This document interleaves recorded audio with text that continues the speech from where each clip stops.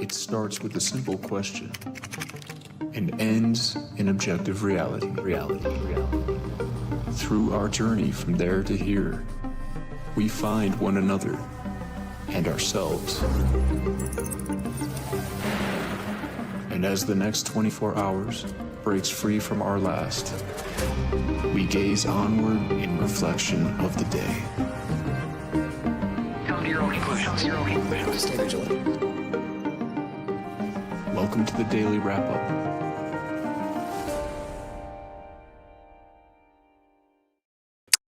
Sunday, July 5th, 2026. Thank you for joining me today. You know, it's an interesting moment in all of this that I do think is especially important. Not that divide and conquer or regime change tactics are necessarily new, not even remotely. And not even that we've talked about this before. The idea of foreign powers or even just our own government using divide and conquer tactics to keep us either missing something important or I guess in general, missing something important, but missing something political, or maybe more so missing some massive change that's for the benefit of something other than Americans.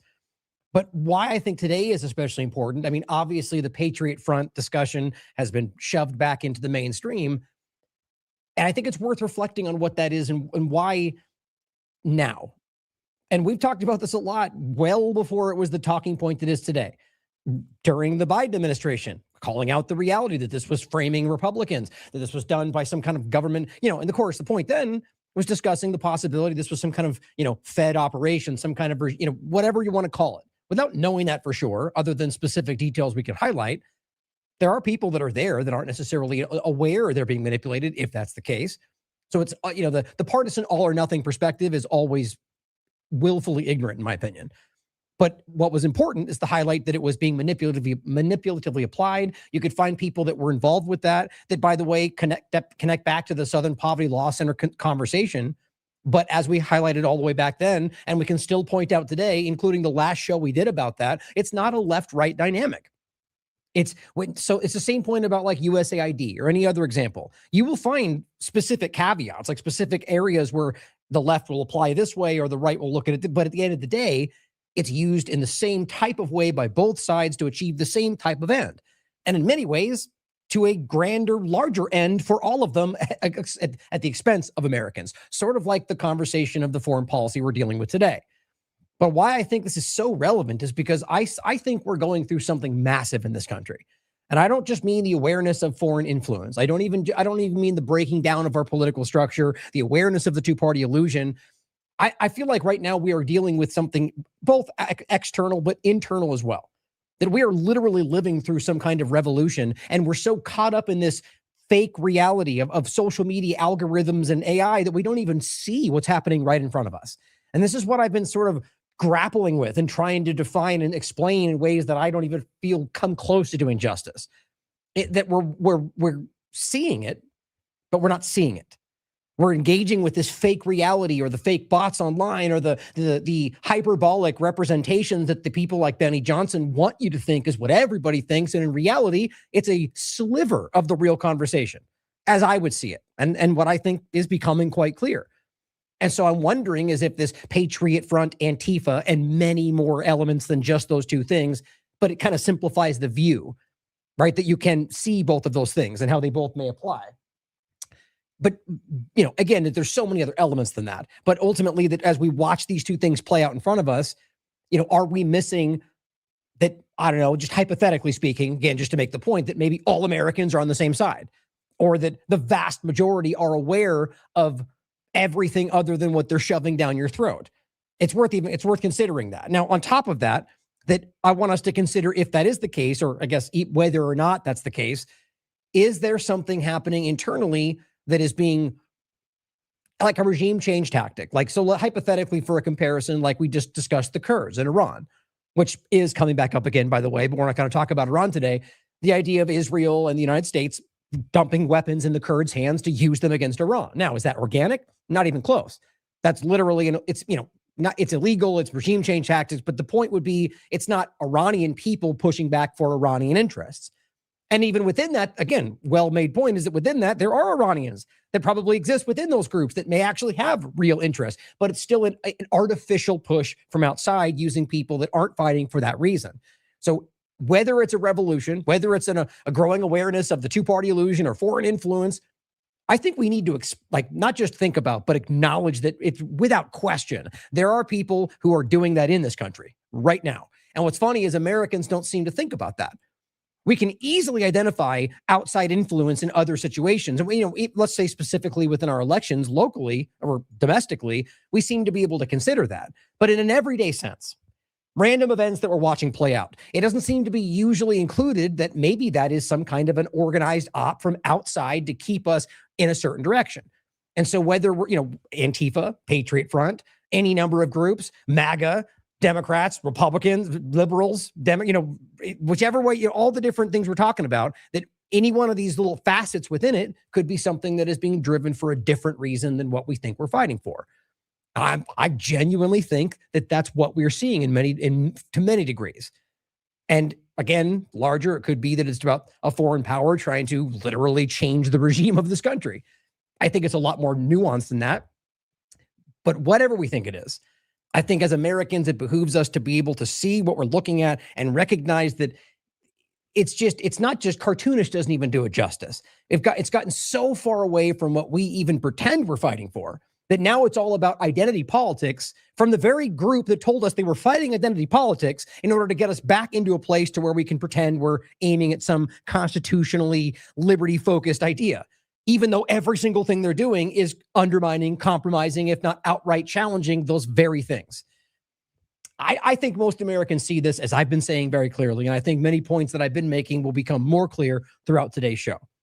Now, what we're largely going to go over, like I said, is this division tactic, what I think is very obvious, but we're going to highlight this or rather look through the lens of July 4th and what that represents. Liberty, the idea of it and what we believe we're fighting for and how that's utterly lost with where we are right now. Talking about briefly to start flock cameras and where that is, because I think it largely relates to something I'll get to today, and highlighting one horror story that still shows you where this is going. And it's important to juxtapose that with the idea of this government fighting for your liberty and freedom, your constitutional rights, and then literally doing the opposite in everything that they do, including the mass surveillance that removes your rights, and how it's also happening in other places in the United States. And I want to make sure we talk about, I guess, the posing nature of what right now in particular this administration is doing, but let's not act like it would be any different if Biden was in power. I guess maybe, or just another Democrat, let's say, maybe it would just be a little bit less bombastic. Who's to say? Maybe that's the point today. But I would argue it's going to be the same way, but talk about how they are, standing up and screaming about the founding fathers. As we know right now, if they were existing, they would call them terrorists. It's not even a joke. It's a flat fact based on everything that they've been doing to people that aren't even coming close to people who are rebelling who are insurrectionists against the power structure. I think that's very important to think about as they fake and feign towards your liberty.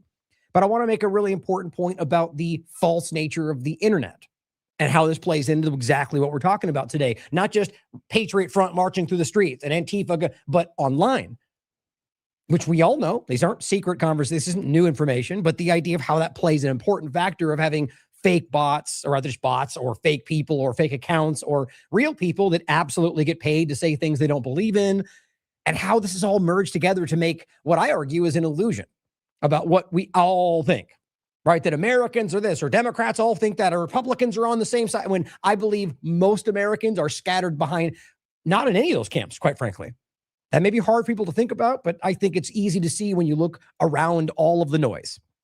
But talk about why, the dead internet theory and whether or not this is where we are. The idea that it's mostly bots and mostly false feedback loops and misinformation, or rather whether misinformation or not, just fed information.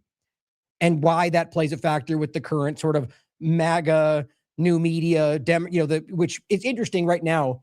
I'm willing to bet you, and this is a prediction, it's not even worth getting to now, but just for interesting point that I'm making, the overlap of where it goes, I think the Democrats, when they come into power next, which seems inevitable, which is not what I'm hoping for, I want none of them to be in power, that ultimately you're going to get some sort of MAGA element from them. I bet you that happens. And I don't mean in the sense of just Democrats and, but I mean like the weird kind of carve out of the specific, whatever you want to call it, that you get some sort of MAGA element from that side, which plays the same role. But so right now, because they're the ones currently standing up as the ones in power, even though it's just the government, I hope we understand. We're talking about the MAGA movement and how that's played, the online. Again, we'll focus on people like Benny Johnson today for obvious reasons, as you'll see. And he's a real person, despite his history being very clearly rife with corruption, fraud, plagiarism, but you've major role in this whole thing. And whether or not people like him were an early precursor to the bot version of this, just influenced, paid manipulators. But whether now we're dealing with just like an onslaught of accounts that are just server AI feedback. I'm going to get into an example of an article from the New Yorker where even Andreessen Horowitz, Mark Andreessen, usual suspects, are literally funding a massive effort to create that very thing. And I argue, I think you all already know, that's long since already happened. It's just going to get into what's driving that. And then we're going to get into the larger point about what happened.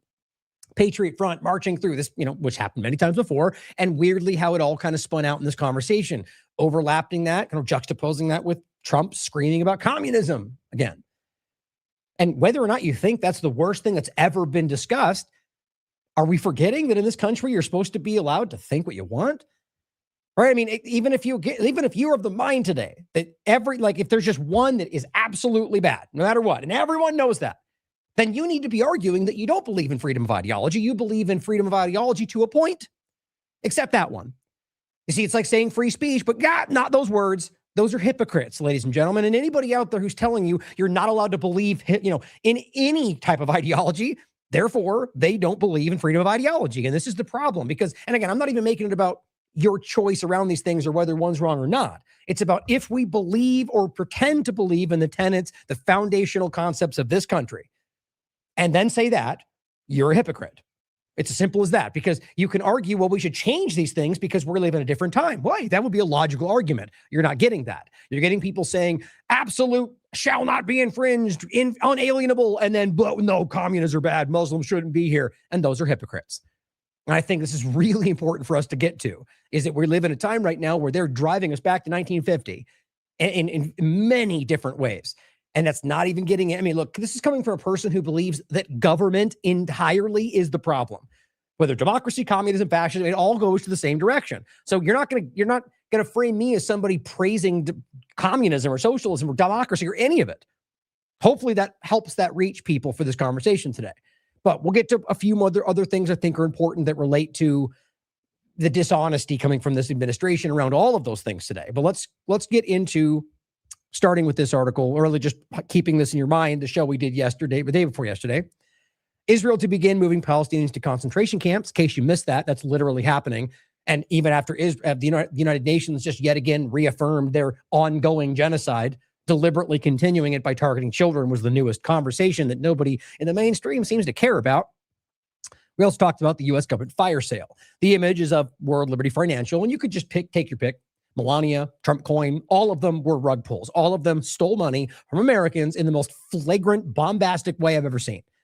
And then they cheer for it. And they, Democrats shorted it, is what you get from some people, some of the people that are just still blindly adherent. But it's just utter, absolute corruption on its face. And there's 1,000 examples. Articles, I mean, the betting around tariffs. I mean, I don't even need to explain this to anybody barely paying attention. If you are watching these things and shucking it off because you think, well, Democrats are worse, well, you're part of the problem, aren't you? Because if you're an honest person, you would say Democrats are worse and Trump is also breaking the law and we need to hold both accountable. But this is the problem we bump up against. I'm of the mind today that most Americans are finding their way into that nuance. I just hope at the very least, and I know I get pushback even from this audience, I really hope at the very least that people will consider that.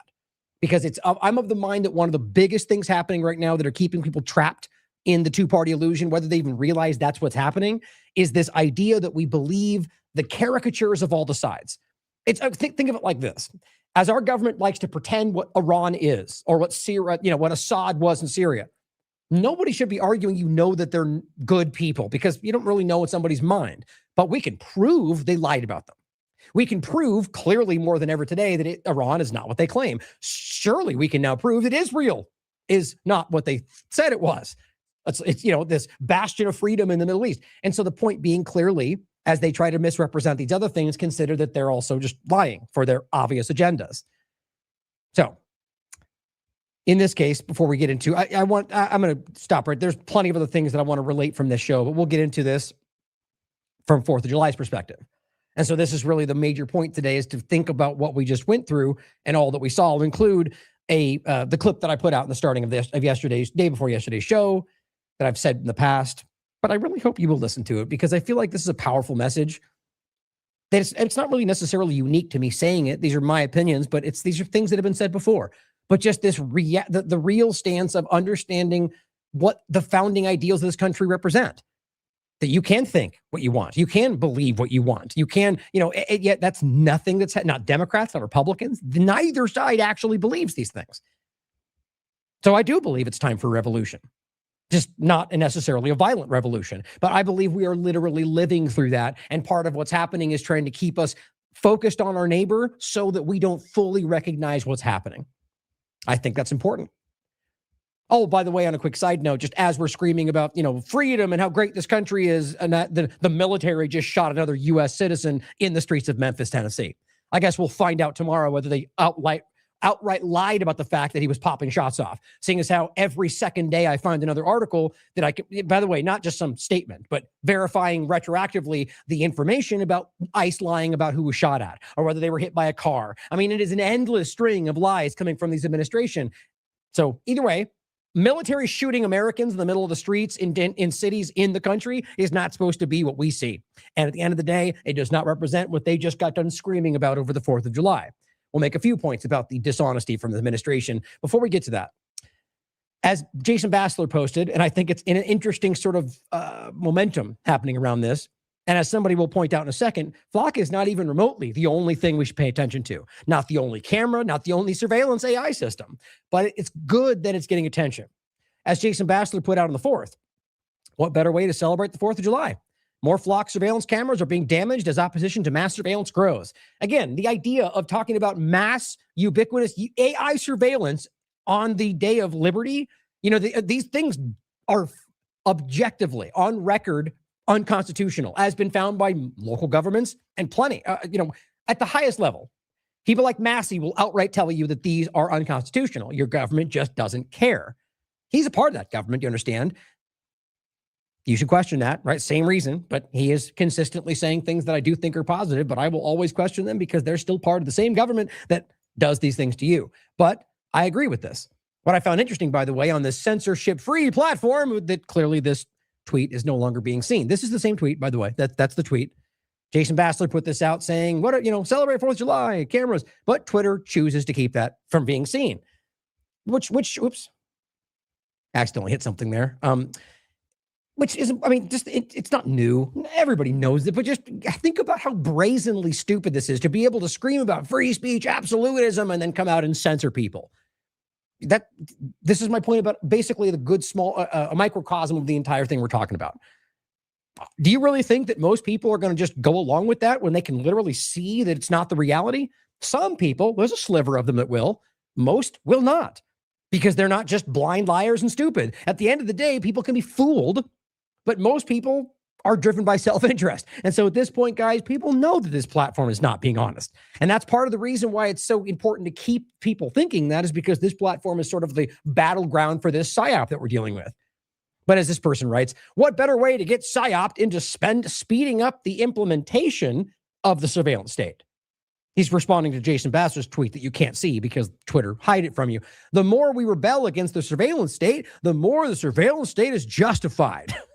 Wow. Look at that status circular logic. So wait a minute. So as they build a surveillance state, you're saying that we should do nothing, which would then inevitably build the state as they want it.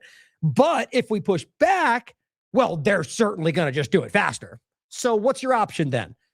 A quick surveillance state or one that takes a little bit longer to build out? So in your world, no matter what we do, see, and this is the blind people trapped in this will see it that way. Almost basically going, it's inevitable. So just sit down.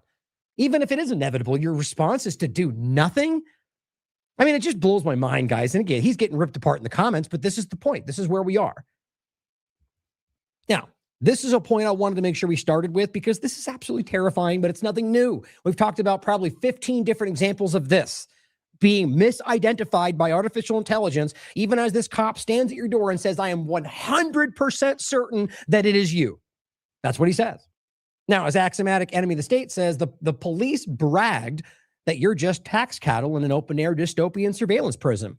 Oh, by the way, they're still harassing the wrong person. As Jason Bassler posted, when police are admitting this out loud, it's time to admit the cage isn't coming, guys. We're already inside of it. He says, we have cameras everywhere. In that town, you cannot get a breath of fresh air without us knowing. That's what this cop said to this lady, as he's 100% sure it's her, but guess what? Spoiler alert, it wasn't her. You just can't make this up. This is exactly what we're fighting. And again, this is supposed to be about, this is July 4th. This is how our freedom is represented. And you realize this is this current administration. That's the police being guided by that force, by the idea that they can use this to go after Americans, that who cares about constitutional rights, ICE or DHS or whatever else. And again, never take that as applying to one side. Biden would be using it just the same, just maybe a little bit less bombastic. Who's to say? Here's what the post is. Everywhere in that town. You can't get a breath of fresh air in or out without us knowing. Chrisana Elzer learned the power of Flock firsthand. You were in town from 11:52 until 12:09. Exactly. Like I said, nothing gets in or out of the town without us knowing. And this guy is clearly high on this. He feels very powerful because he knows all of that you're doing. And you think they're not abusing that? The point is that historically, and I mean, as of right now, it always is. Every location, even in Canada, they're putting out docket posts about how their police are abusing their AI systems to spy on their girlfriends. You think they're not doing, guys, especially during this rampantly lawless administration that is praising people for breaking the law. They're spying on you. Like, and I mean the government, yes, obviously, but individually, personally choosing to manipulate this. I mean, it's my opinion, but documented, it is always going on. I mean, this is what people like us are always saying. It is inevitable that somebody will abuse it. The government, most certainly, that's why they make it. But the individual who's power hungry, the ICE agent, the person, the nurse during COVID-19, they'll use it, and they don't care about that. Me, nonpartisan, objective, I care about all of you. I care about the Democrat that hates me. I care about the Republican that hates me too. I want your rights to be protected, even though you hate me for trying to do that. When a Colorado police officer showed up at her door holding Flock snapshots of her truck. And here's when you left at 12:09. That's when you left town. To get?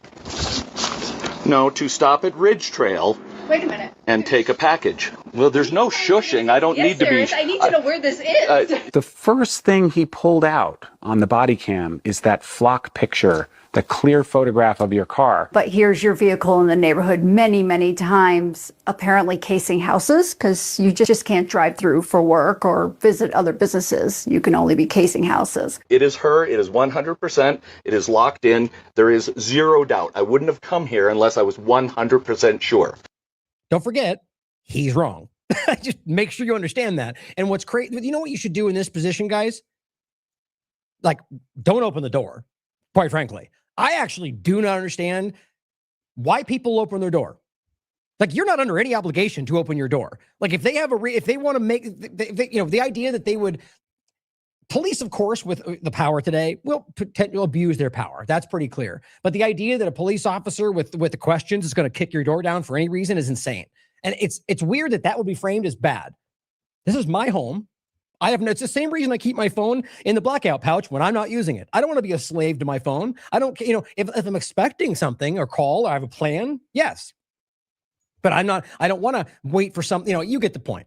Sure, I might miss a call when somebody's calling me, but that's my choice. So in the same way, you're inside your home, don't answer the door. But let's just say you open the door and this is what he's doing. Thank you. See you later. Close the door. I mean, why would you even engage? I mean, I've gone over so many examples of this in the past of police officers, lawyers who will tell you, and I mean people that believe in the system, never, ever, ever talk to cops. Never. And in their history, I mean, there's entire presentations they've gone through, police officers, that show you that their job is to try to find ways. Everyone's always a suspect. And you can even argue that might be how they're supposed to look at it. The point, though, is that you need to take that into consideration. And so when you answer things, that becomes something that could eventually be used against you. And in many cases, there's been innocent people that were accused and sometimes found guilty, later found retribution, or rather just, that they turned out not to be. but used that information against you because you sat there and told them what you saw, thinking I'm not involved, not going to hurt me. Now, you may think that's bad because maybe that won't. Let's be real, though. These people do not really do much. They're engaging. They're taking, at the end of the day, police officers are retroactive. They're not really stopping things in real time unless they happen to be on the scene. That's just the basic reality. I protect myself. That's the reality. I think most people should look at it the same way. Either way, the bottom line is that if he comes to your door and starts asking you about things like this, be like, charge me with a crime or move along. Because realistically, there's no reason you should start asking questions and engaging with this if it's actually not you. It's only going to potentially spin things out. You know, this is, I mean, you get the point. And I think this is constantly used against us. And then you'll come in a position where this police officer is going to find it in his interest to push it because he doesn't want to end up being wrong. Now, you might think, well, they wouldn't do that. Who? Random human beings? People are dishonest. People can lie. People can be shady. Some people can be good. People can be honest and fight for your freedom. The point is, all of those things exist. Police, doctors, presidents, they can be just like you. I know it's shocking. And usually they are, because usually those people find their positions at power because they're manipulative. My opinions, yeah, I'm jaded, but let's watch the rest of this. 100%. It is certain. It is on video. You're obviously welcome to go to court. Krisanna was charged with stealing a package, but it wasn't her. The porch pirate was somebody else. Multiple times you tried to show him your video evidence. He didn't want to see it. No, even when I called him back, he said, that's not my job. You looked at a time of a crime. You saw my vehicle entering in the flock. No, what I did was, I did an investigation. You called my wife a liar. You saying this is fact. I have video evidence. I don't know what you want me to say. The charges were dropped. Now you can hear it in his voice, right? That's not my job. I didn't want me to say. I'm just a guy looking at AI. That's a coward right there. If you were actually caring about the truth, you would engage with them and find the truth. You wouldn't just, dump the information and be like, I don't know, I'm just a cop. I'm going to move along. You go to jail. I mean, it's absurd, guys. This is what they're cultivating. And it's not just everybody. Let's never forget that. There are good people and they're trying to change it from within, just like with politics. I'd lie, point them out when you see them because they're super rare. But the reality is, I think it's in at least our interest to never assume that everyone's all one thing. But it's hard not to recognize that there's an ongoing culture of, in the wrong direction. And that people get weeded out that are not of a certain mind. This is how power structures have always worked, guys. But hope for things, right? But acknowledge the reality. Shoot. I didn't See it. No, even I did was, I did an investigation. Your video evidence. He didn't want to see it. No, even when I called him back, he said, that's not my job. You looked at a time of a crime. You saw my vehicle entering in the flock. No, what I did was, I did an investigation. You called my wife a liar. You saying this is fact. I have video evidence. I don't know what you want me to say. The charges were dropped after Krisanna spent weeks trying to get the police chief to look at her evidence. Time-stamped video from her truck and a neighbor's doorbell camera showing she wasn't at the scene of the crime. What is money and then making you guilty until proven innocent, like the guy was just talking in front of his local council about the AI red light camera. Same thing. Well, you're guilty unless you can prove that wasn't you. Well, welcome to your liberty after the, in this 4th of July freedom dynamic. Clearly, we have strayed quite a far way away from any of these basic tenets of our foundational documentation. These people don't care about this stuff, guys. They care about their own control. What does it say about where we are that you feel you have to have more cameras than the police have in order to make sure you can prove yourself innocent? It sounds like it flipped the script to you're guilty until you prove yourself innocent. Exactly. Without a flock camera, that detective would not have been at her door. By his own admission, he pulled out the flock picture of her car. Do you want to apologize to Krisanna Elzer for what happened to her? For the police misusing the tools? I don't think that I have to apologize. He wasn't charged with a crime. He wasn't, other than being reprimanded for his attitude. Think about this is flock. This is what they keep doing. Yeah, just a tool. There's an argument to be made about that point. You make a hammer and someone beats someone to death. You're not responsible because you made the hammer. The point, though, is this goes well beyond a camera. You're creating technology that is designed in many ways to circumvent these kind of things. And this is what people keep pointing out. Jason Bassler, I will continue to call out for this in a good way. He's doing amazing work on the flock camera discussion. And every day is breaking things down for you to show you why this is not just some, benign thing that's being abused. This is a system that's been built in order to circumvent what are foundational rights of this country and are abusing it every day. Now, I'm briefly in a second point again to where I think this already is. The Leonardo signal trace, Israeli intelligence created, add-on to these cameras. There's people out there that are surveilling these things, that are taking them down. Good.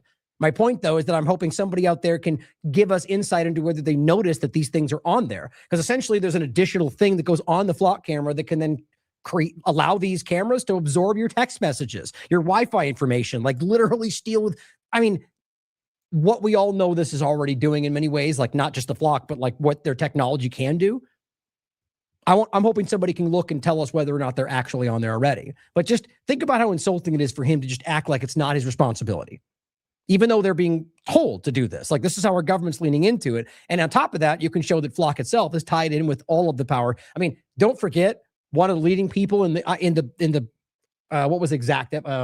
engineering side of it is, I think, was it almost a decade of Israeli and military intelligence? It's off the top of my head, but at the very least, years in Israeli military intelligence who is now working at this company. Now, you may not think that matters. Maybe it doesn't. I find it relevant. But Signal Trace and Leonardo, the company, are packed. So it's frustrating. Sure. No, but I would tell you that, like, should I apologize for somebody misusing a tool? I don't think so. Flock Safety Chief Communications Officer Josh Thomas. Who's watching the watchers in these cases? Well, the city council. The city owns the data, so city council would have the... They do not, though. You see, and here's my point, guys.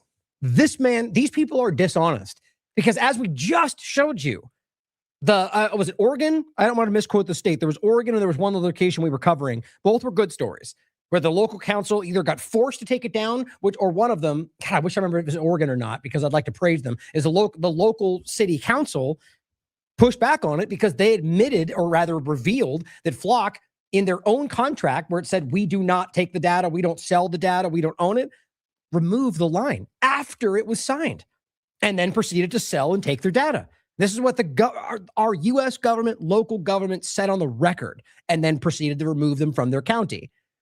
You think he doesn't know that? These people are dishonest. I mean, I'm not going to speak to this individual because maybe he's kept out of the loop, but the company knows what it's doing. Appropriate responsibility in that case. Our point of view has always been that it is not Flock's job to police the way police do their work. Wow. Now, the main point, obviously, is the AI getting it wrong and having absolute certainty about that incorrect perspective. Now ask yourself whether that's being applied when they're murdering Palestinians with their AI murder machine, their AI assassination factory, as 972 called it. You know, it's the same conversation, guys. It shouldn't matter depending on your skin color or where you were born. This is, we are all Palestinians, if you look at it that way, as much as that's become politicized in its own right. You make it doesn't matter what group or what religion or what ideology you're talking about. You are all the kind of person who are being abused by the power structure and being murdered in front of your family and being called the terrorist. Every one of us, guys, depending on what person is currently pointing from, whether you're, anyway, I digress. I try like today is a lot of partisan overlap, and I'm trying not to make it about, it's really not. Today is about all of our government. And that's the crux of the point. But it's hard because people tend to still hear what they kind of want to hear, right? But keeping all this in mind, the idea of flock cameras and where this goes, I thought it's relevant to point back yet again to an excellent article that Derek did on December 5th, 2024. Again, the ongoing kind of point I've been making that, hey, had we actually cared to do something here, maybe we could have stopped this. Maybe we could have gotten ahead of where this was going. Maybe, maybe not. But seeing as how it's happening now, and now where people are finally starting to get momentum and talk about it, great. That's fantastic. Now let's do everything we can to stop it now and whatever comes next. The problem, though, is that's not how it keeps going. We were here screaming about this. A lot of us were. And it's important to see that if we stood up and truly did something, we could have genuinely stopped this before it was being jammed down our throat. And then breaking news from all the independent fake media that wants you to believe they're covering the story as it's happening and it's too late to stop.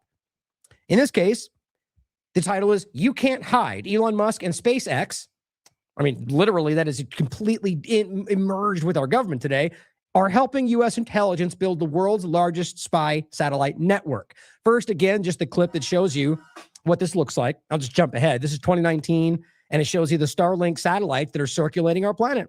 And you can see that it goes all the way to 2023. That's what it looks like. Yeah, welcome to the new panopticon that you live in. It's called Earth. But I want to highlight this clip. The National Reconnaissance Office that we rarely talk about, even though it's one of the most shadowy and problematic intelligence agencies, is working with Elon Musk to their own admission. And Elon Musk is helping them build a network that they can use to spy on everybody everywhere on the planet. And why are other governments okay with that? You know, why is everybody, who knows, maybe they're all involved. Here's the clip, as I've played before, of him telling you why this is the reality. This is 2024, and it's probably long before that, where you can't hide now because everyone is looking, whether you're in somewhere in the middle of the world, in the middle of the forest, we have the ability to look from space. And now we have abilities to be able to look through things like camouflage and whatever else. This is where they are. Now think about how that pertains to where we are now with what's happening. I want you to talk a little bit about hard targets and how you're using those partnerships, how you're using those advances in technology to go after the truly difficult intelligence questions, places where you cannot get people on the ground, but you can see them from space.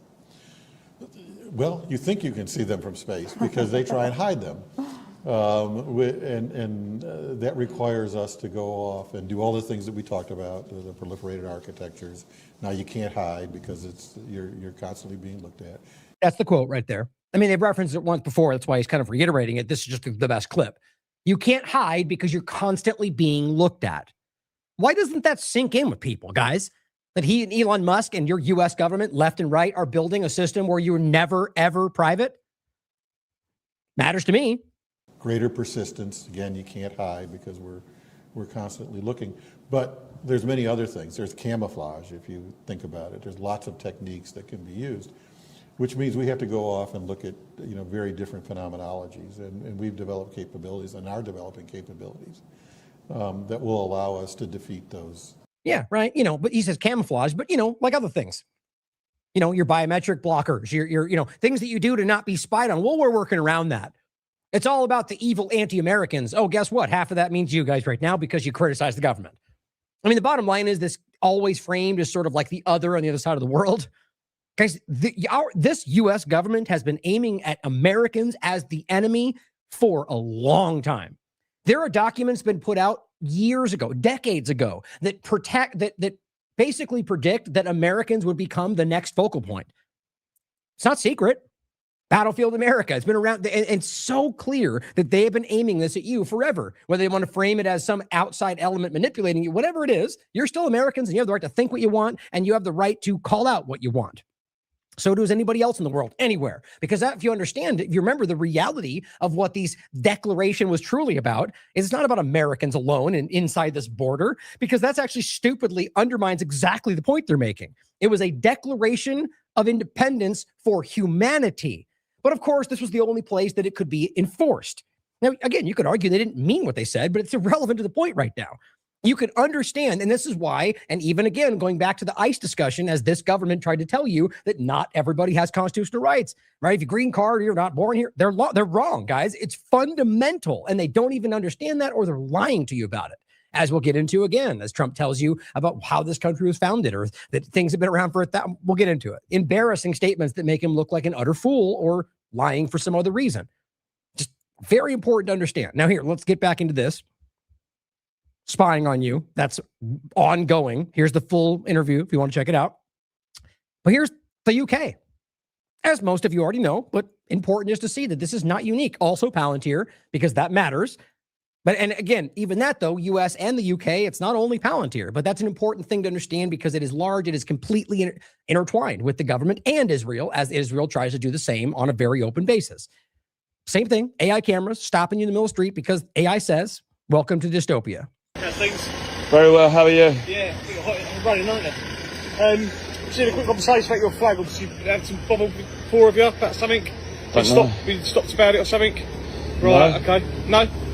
Right, okay. Have you got anything written on it today or anything like that? Do you want to have a look? I mean, am I being stopped for any? Can I go? I'll drive you just wait here for a minute. Okay. What's your name, mate? Yeah, God forbid he has something written on flag, because that would be terrorism, right? Do I need to give you my name? We don't need to, but we're obviously investigating for something at the moment, aren't Yeah, we? what are you investigating me for? I don't know, because you flagged up on our live facial recognition vans. Oh. Right, so I just need to establish who you are. Okay. Right, and if there's any criminal offence we need to deal Hello, with. sir. All right. Okay. So what's your first name? Jogging. Yeah, well, just raising awareness to the genocide that's going on in Palestine, and Britain are complicit in it. Wrong, okay. We're not saying you've done No, anything yeah, wrong. but obviously being stopped by an unmarked police vehicle is a bit strange. I've never had that happen to me before. Oh, okay. No, so obviously we stop quite a I lot thought of people. criminals get pulled over by the police. No, we stop a lot Not peaceful of people. protesters. We stop a lot of people that have done nothing wrong whatsoever. Sorry, I'm videoing. Well, that's good to know. We stop a lot of people that did nothing wrong. Great. Just for, I know I'm guessing I'm being videoed by you guys, just for your, No, we're not stopping you and saying you've done anything wrong. We're just doing a stop check to make sure nothing is wrong. Okay. Good. So yeah, it's pre-crime. We're going to stop you and harass you just to make sure that there's nothing you've done wrong. We'll follow up tomorrow whether or not you've committed a crime in the last week. It's like whatever, or maybe thinking, just jokes aside, like that's insane, guys. That's stop and frisk, whatever you want to call it. Something that Trump himself has argued should happen anyway. Who cares the Constitution? Stop them if they look like they're criminals. He's never hid that, guys. We stop a lot of people that have done nothing wrong. Right. Okay. And we stop a few people that have done something wrong. Yeah. So, and my colleague can take your details. Sorry, no, I'm so sorry. Sorry. 8.88 miles, bang on. That's some good skills. Yeah, I got 12, I think I got 10 in yesterday as well. Where's it all down the seafront and back up here then? Yeah, it's just energy for this, man. It's just, I just hate seeing kids being murdered in their tens of thousands by weapons made in this country. And I don't know, we're complicit in it. And I'm being stopped for, it's dystopian in my eyes, but sorry. I'll be honest with you, completely honest. The last time you stopped, I think there was some writing on your chest, or we're getting told there's writing on your chest, so it's I've never been stopped with writing on my chest. Oh, okay. And why would it be illegal for him to have writing on his chest? Now, writing is illegal. Yeah, I mean, the UK is much more on the surface about this, but it's happening in the US too, guys. We've already people arrested for social media posts. Elon Musk just doesn't give 30 million people that conversation because he's weirdly focused on his own propaganda because he has very clear agendas that aren't the truth. The point, though, is that this is insane. Writing your chest, having a flag, because whether they drove by and got him with a scan or something retro from AI is what scanned this. That's what they said. This is just the world that we are in, guys, and there's no getting away from this unless we choose to do something about it. As High Impact Flicks writes, Flock is not the only company surveilling you, collecting and storing your data. Elon Musk is doing it too with every one of his Teslas. We made this point before about the idea of the self-driving cars. Actually, it was somebody else who we should credit for it. I don't remember who it was, though, who made this point that we shared, who was simply the idea is that, it was about highlighting the stuff in China that was filming. And everybody, all the Republicans were going, oh my God, that's insane. Look how the dystopia. And then, here his Teslas or other cars like that are driving around every day. And that data goes right back to the company, goes back to the government. This is not a secret. They've made this clear more than once. They even forced Tesla users to give that information to the government. So what's the difference? Framing, perspective. That's all it is. So he's right. And it's more than just that. It's the red light cameras. It's the cameras everywhere that you don't know about. It's the cameras on the police officer. Everything. Same thing. And it says there are over 100,000 flock cameras installed and operational in the U.S. It's going up every day. I'll include this since we're talking about it. See what that number says now. 111,779. That's where we are. Here's the map. This is your July 4th, Liberty Bastion of Freedom. There it is. That's absolutely, utterly insane. Nobody voted for that, guys. And they're absorbing your information. And it says there's 200,000 flock cameras. At the same time, there are 2 to 3 million Teslas on American roadways, and each with an average of 8 to 9 cameras. 8 to 9 cameras. Looking outward, looking inward, every one of them collecting and storing data, not a secret. Now, does a Tesla have a license plate reader and a facial recognition tech? Some say no. I flatly disagree with that. And he says there's always a possibility. What do you say? I mean, I believe it's actually verifiable that they have some kind of facial rec because I don't want to speak on it because I haven't actually researched this, but I believe I've seen examples of people saying that they have that technology in regard to being able to access their car. Regardless, the question as he's posing it is the right one. They say no, but do you believe that?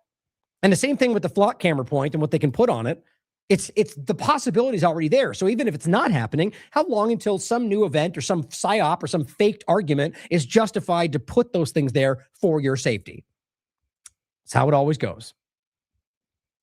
And the sad thing is that, 30 seconds ago, Republicans were the first ones saying that. Now I'm going to include the Welcome to Palantir World Order article because there is, and this goes into more than just Palantir, but clearly this is something that is an all-encompassing problem, and it's surveillance. It is the technocracy we've been worried about. Now, as Jason Bastard points out, in case you missed it, Palantir and NVIDIA are partnering to build sovereign AI systems for U.S. government agencies and critical infrastructure. It's all happening around us. No one's paying attention, or at least a lot of us are, but no, it's not being allowed to be discussed the way it should be. Two of the biggest beneficiaries of federal contracts are merging to build a secure AI engine for the state. What could go wrong? Now, this is from April, but here's the point. October, 2025. Palantir, May 2025, but I thought it was April. October 2025, Palantir and NVIDIA team up to operationalize AI, turning enterprise data into dynamic decision intelligence. Well, what's interesting is Trump and NVIDIA, and that overlap seems relevant, doesn't it? Well, it's funny how you can keep looking into all these weird connections and find that it all comes together in one big picture about some control. It's the control grid. We shouldn't even need to hide from that anymore. It is, or hides, what's the right word for that? Like measure, or rather, what's the word I'm looking for? Water it down. That's what it is. For fear of scaring somebody with some conspiracy theory. It's obvious that this is happening. In fact, they're telling you that if you just pay attention. As Jimmy nailed with this comment, and this is exactly what I think is happening. We recently talked about the idea of Rubio acting like, now we're going to scan your photos with facial rec just, for your convenience, for, you don't have to go to Walgreens for that photo anymore. How dumb they think we are. It's insane. Sorry. And so we highlighted this or overlapped it with the idea of Clearview AI, which is already about to get a government contract, another tailback company with building some massive database that goes back years. That's now it's all falling in the same place. Jimmy says, just like Obama was the perfect person to dissipate the Occupy Wall Street protests and bail out the banks because he silenced the natural left opposition to those things, Trump is the perfect person to dissipate the natural right-wing opposition to a surveillance state. This is everything. This is all we're talking about. It's what is constantly happening. And I'm saying Jimmy deserves credit for seeing this. And, people often will highlight him as sort of the main. I will argue anybody who is seeing the full two-party illusion picture, even if we don't agree on everything, and even if you want to argue punches are pulled for different reasons, they're beyond the two-party illusion. And I value that. And his audience is huge. And what he's highlighting is that it's being set up so that the Republicans largely get pacified by Trump and they roll it out because the left and the right are working together, at the very least where it matters. This is everything right now, guys. And I think we need to be able to acknowledge this and then recognize, on top of that, I believe most Americans are on that page. And this is why we're being shoved into this Antifa Patriot lie to keep us divided. Or at the very least, keeping us thinking that everyone's divided so we don't do anything. Just like during COVID-19 when it wasn't divided as much as they wanted you to think. You weren't alone, guys. People saw it. Most people saw it. Most people were coerced or lied to or forced or scared. And I think you can see that. I think you can prove that today. I mean, frankly, I have proven that today. So we just talked about this on June 26th. The government believes you're a terrorist if you resist data centers, Flock cameras. That should tell you everything. Israel's infiltration of Flock and AI surveillance is undeniable at this point, and it goes well beyond these cameras. Now, interestingly, we just talked about that, the signal trace, Leonardo. And this is an article, a mainstream article on Car Buzz, published June 16th. A company called Leonardo already develops and sells automatic license plate readers. These are cameras that visually see your vehicle as it drives by, recording your plate for safety reasons. But it goes, now it seems the company has plans to go a little further. It's not an optical upgrade, though. There are plans to add sensors to its cameras in the form of an advanced signal intelligence system. It's called ESLAG, Signal Trace. We just talked about this. Now, we weren't the first by any means to talk about this. In fact, we were sharing a clip from somebody on Instagram, I think. But just to recognize this is mainstream. Maybe there's a reason. Maybe it's meant to make it seem crazy, but it's right in front of us. I am absolutely convinced this is already happening. Just my opinion. Now, we also talked about the U.S. government's new multimodal next-generation automated biometric identification system, which is just the next generation of what was already happening. But you can check out the article, or rather the show, because it is obvious that this is being done from a control grid level. This is about the new system of absorbing your biometric data on a real-time basis without using some massive database. Like, this is in real-time street access. ICE is already doing it. This is where we are. Americans seem to see this, but we just got to make sure we do something about it. Now, on the point of seeing all of that and the illusion of what what our government pretends we're living through right now, freedom and democracy, Caroline Leavitt comes out on the 4th and says, 250 years ago, the founders of our great republic gathered in Philadelphia to fulfill a God-given destiny, the freedom and independence of the United States of America. Now, we'll go over in a second the general point, which is easy to look up, that it's explicitly stated that it's not one religion or the other. In fact, they fought to make sure that that was the case, just like they fought to make sure that you could believe what you want, whether that be communism or democracy or whatever else. Today, the most un-American thing you could do is believe what our government is currently saying, acting like it's only one thing or the other because that's what, anything else is not America. You're anti-American if you believe other than what the president says. I mean, it is so fundamentally anti-American. It's insane that people are even buying that. And that's not to say that maybe you think communism is terrible. I frankly agree. I think all of them are very bad. Doesn't mean that I'm going to tell people they're not allowed to think about it or believe it. We're allowed to disagree, right? That's the whole point. But back to the main idea. You're talking about the founding fathers in Philadelphia, fighting for the freedom and independence. Well, if they did exactly that right now, despite it being foundational, outlined in the Declaration of Independence, you would call them traitors and terrorists. Does anybody even remotely deny that? Like, I mean, it's you could take people that have... Ozturk wrote an article about Israel, and she got arrested. In fact, I think I even have that right here pulled off to the side. Or grab it really quickly because I did have that for a reason, then I didn't end up grabbing it. Because it's really wild to me that we're in a place, here it is, where they're talking about these, freedom and freedom of speech and liberty. Here it is. Freedom of speech, freedom of worship, freedom to pursue opportunity. I mean, they don't even believe in any of those things, guys. They only believe in, a fraction of it if and when. That's not limitation. There's no metrics to be met, and then you get doled out your freedoms. That's just insane. You arrested a student for writing a column in her newspaper. She was let go. They've never followed up on it because that's the truth. They lied about it. She wrote an article. They tried to deport her. Just like Khalil got released because they lied about him aggressively. Like Garcia, and many examples. That's not to say good versus bad. It means they lied about hit person and tried to put them in prison or deport them based on those lies. These are not good people. These are dishonest, manipulative people who are trying to use your belief in this country to gain power. And they don't even believe in these things. So for them to come out and say, we believe in them, well, they would call them traitors. It's just beyond the pale. Now, on top of that, Google did the same thing. Think about that. Google wants you to believe they support the revolution. It's just these people are all posers. Andrew Torba said, if you use Google products to organize a revolution today, the feds would be at your door within 5 minutes. Here's the clip they shared.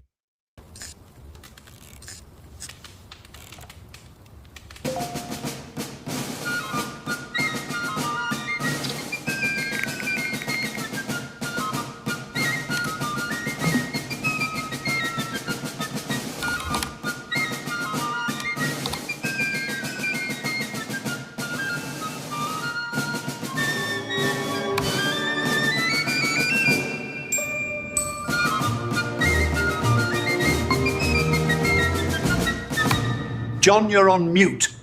Sorry.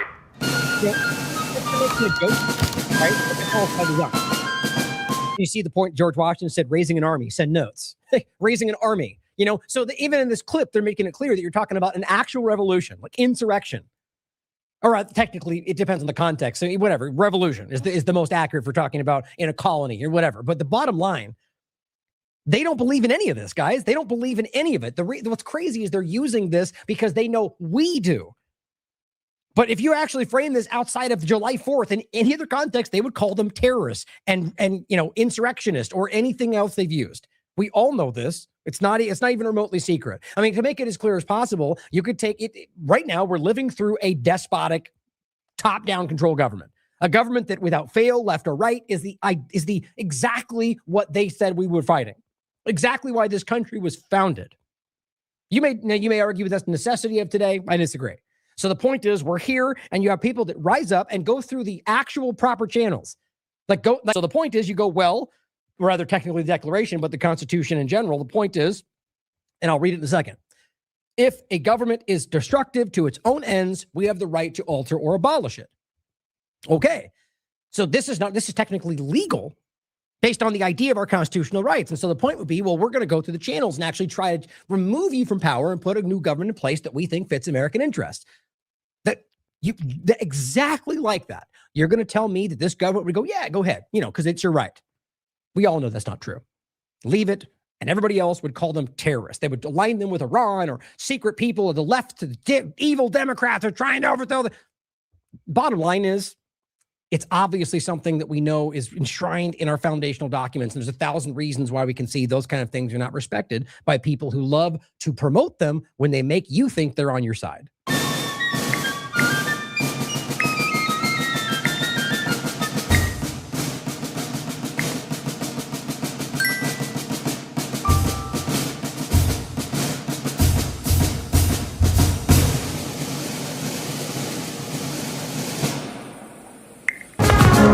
Of course, they had to include an AI bot in there. Here's to 250 years of revolutionary ideas, as they don't believe in any of that, right? I mean, they're literally making a joke of a foundational concept that they know we believe in their mind. Like they're using it. They're bastardizing it for their purposes.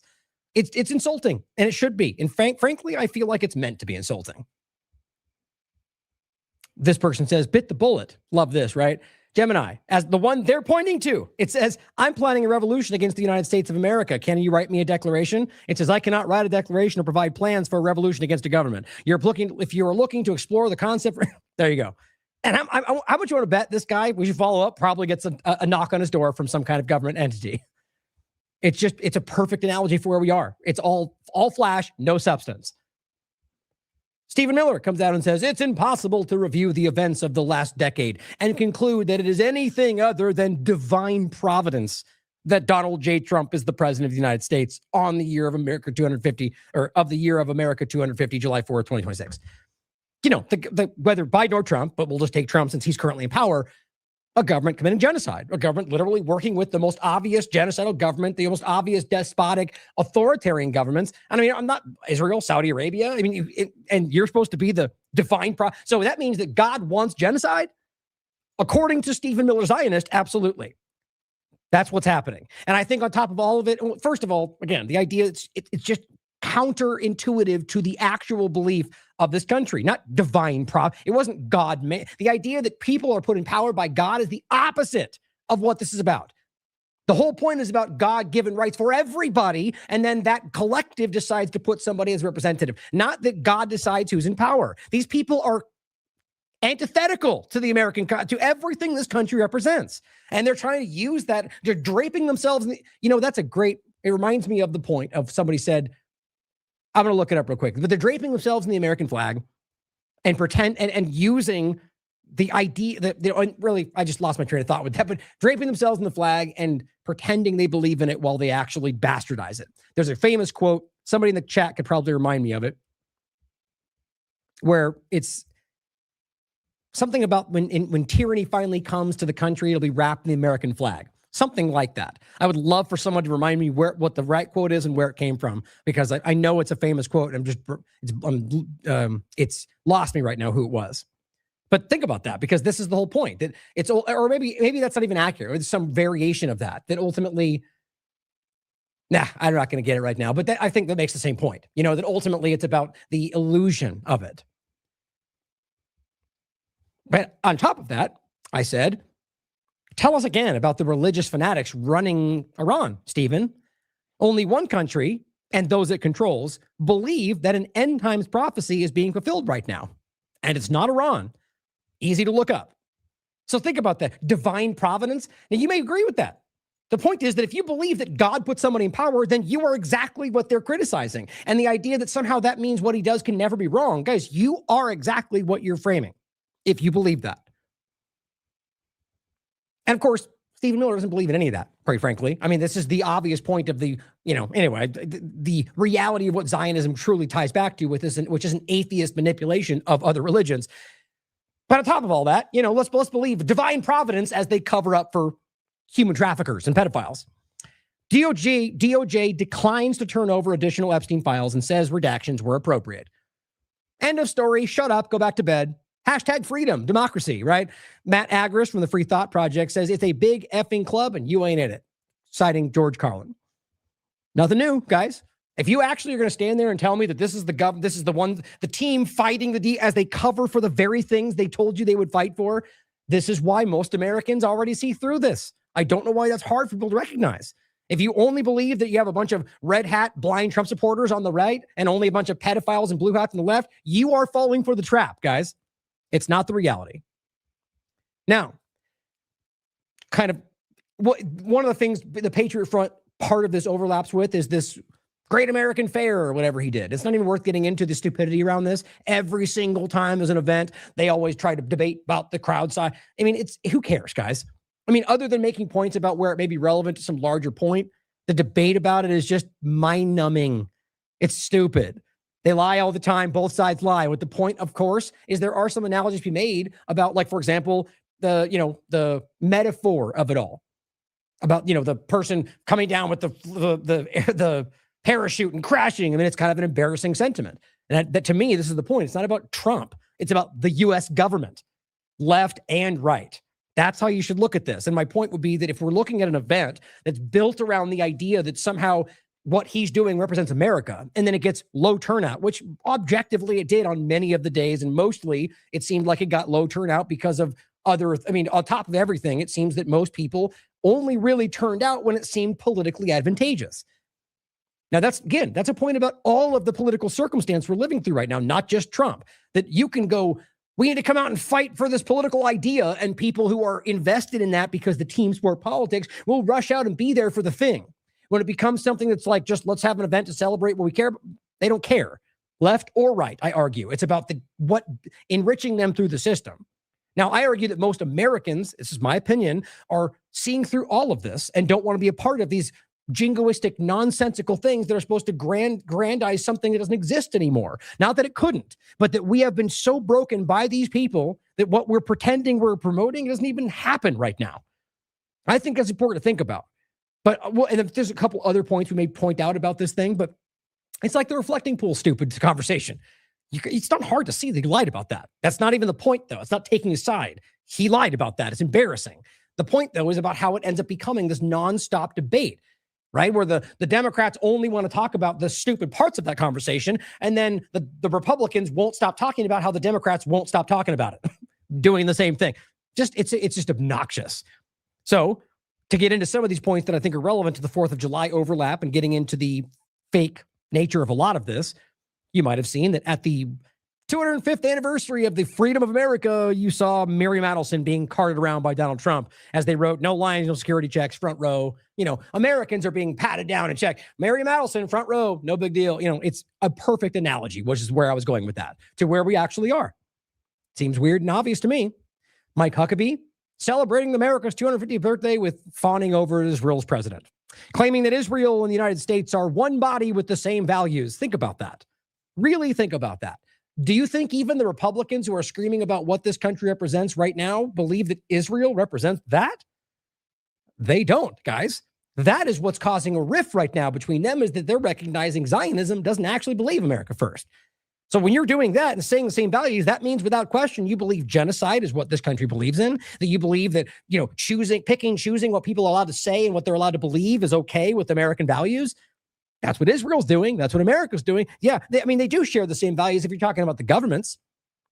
That seems interesting. And this is a Trump supporting platform, says truly pathetic. It says our two nations draw from the same wellspring of the Bible. Guys, they're spitting in your face. They're trying to make, what this is supposed to do. I have my opinions about what their intentions are, but it's not even relevant. End of the day, this is not what they pretend it is. As what the mainstream alternative media pretends is happening right here. This is an insult to those moments. In this case, on top of it, you have Christian Zionists who are as they write, attempting to rewrite American history by claiming that nearly everything about the original United States came from Israel. Not new there, right? There's even a term for that, where ultimately whatever ends up being something, cherry tomatoes or whatever, just nonsensical things that aren't even true. In this case, many colonists saw themselves as modern versions of ancient Israel. This is what they're saying. They want you to believe that Zionism was what this country was founded on. Do you think that's a surprise? Trump is rewriting things clumsily right now. No one's buying it because he's bad at it, but he's out there telling you all sorts of lies about what this country was.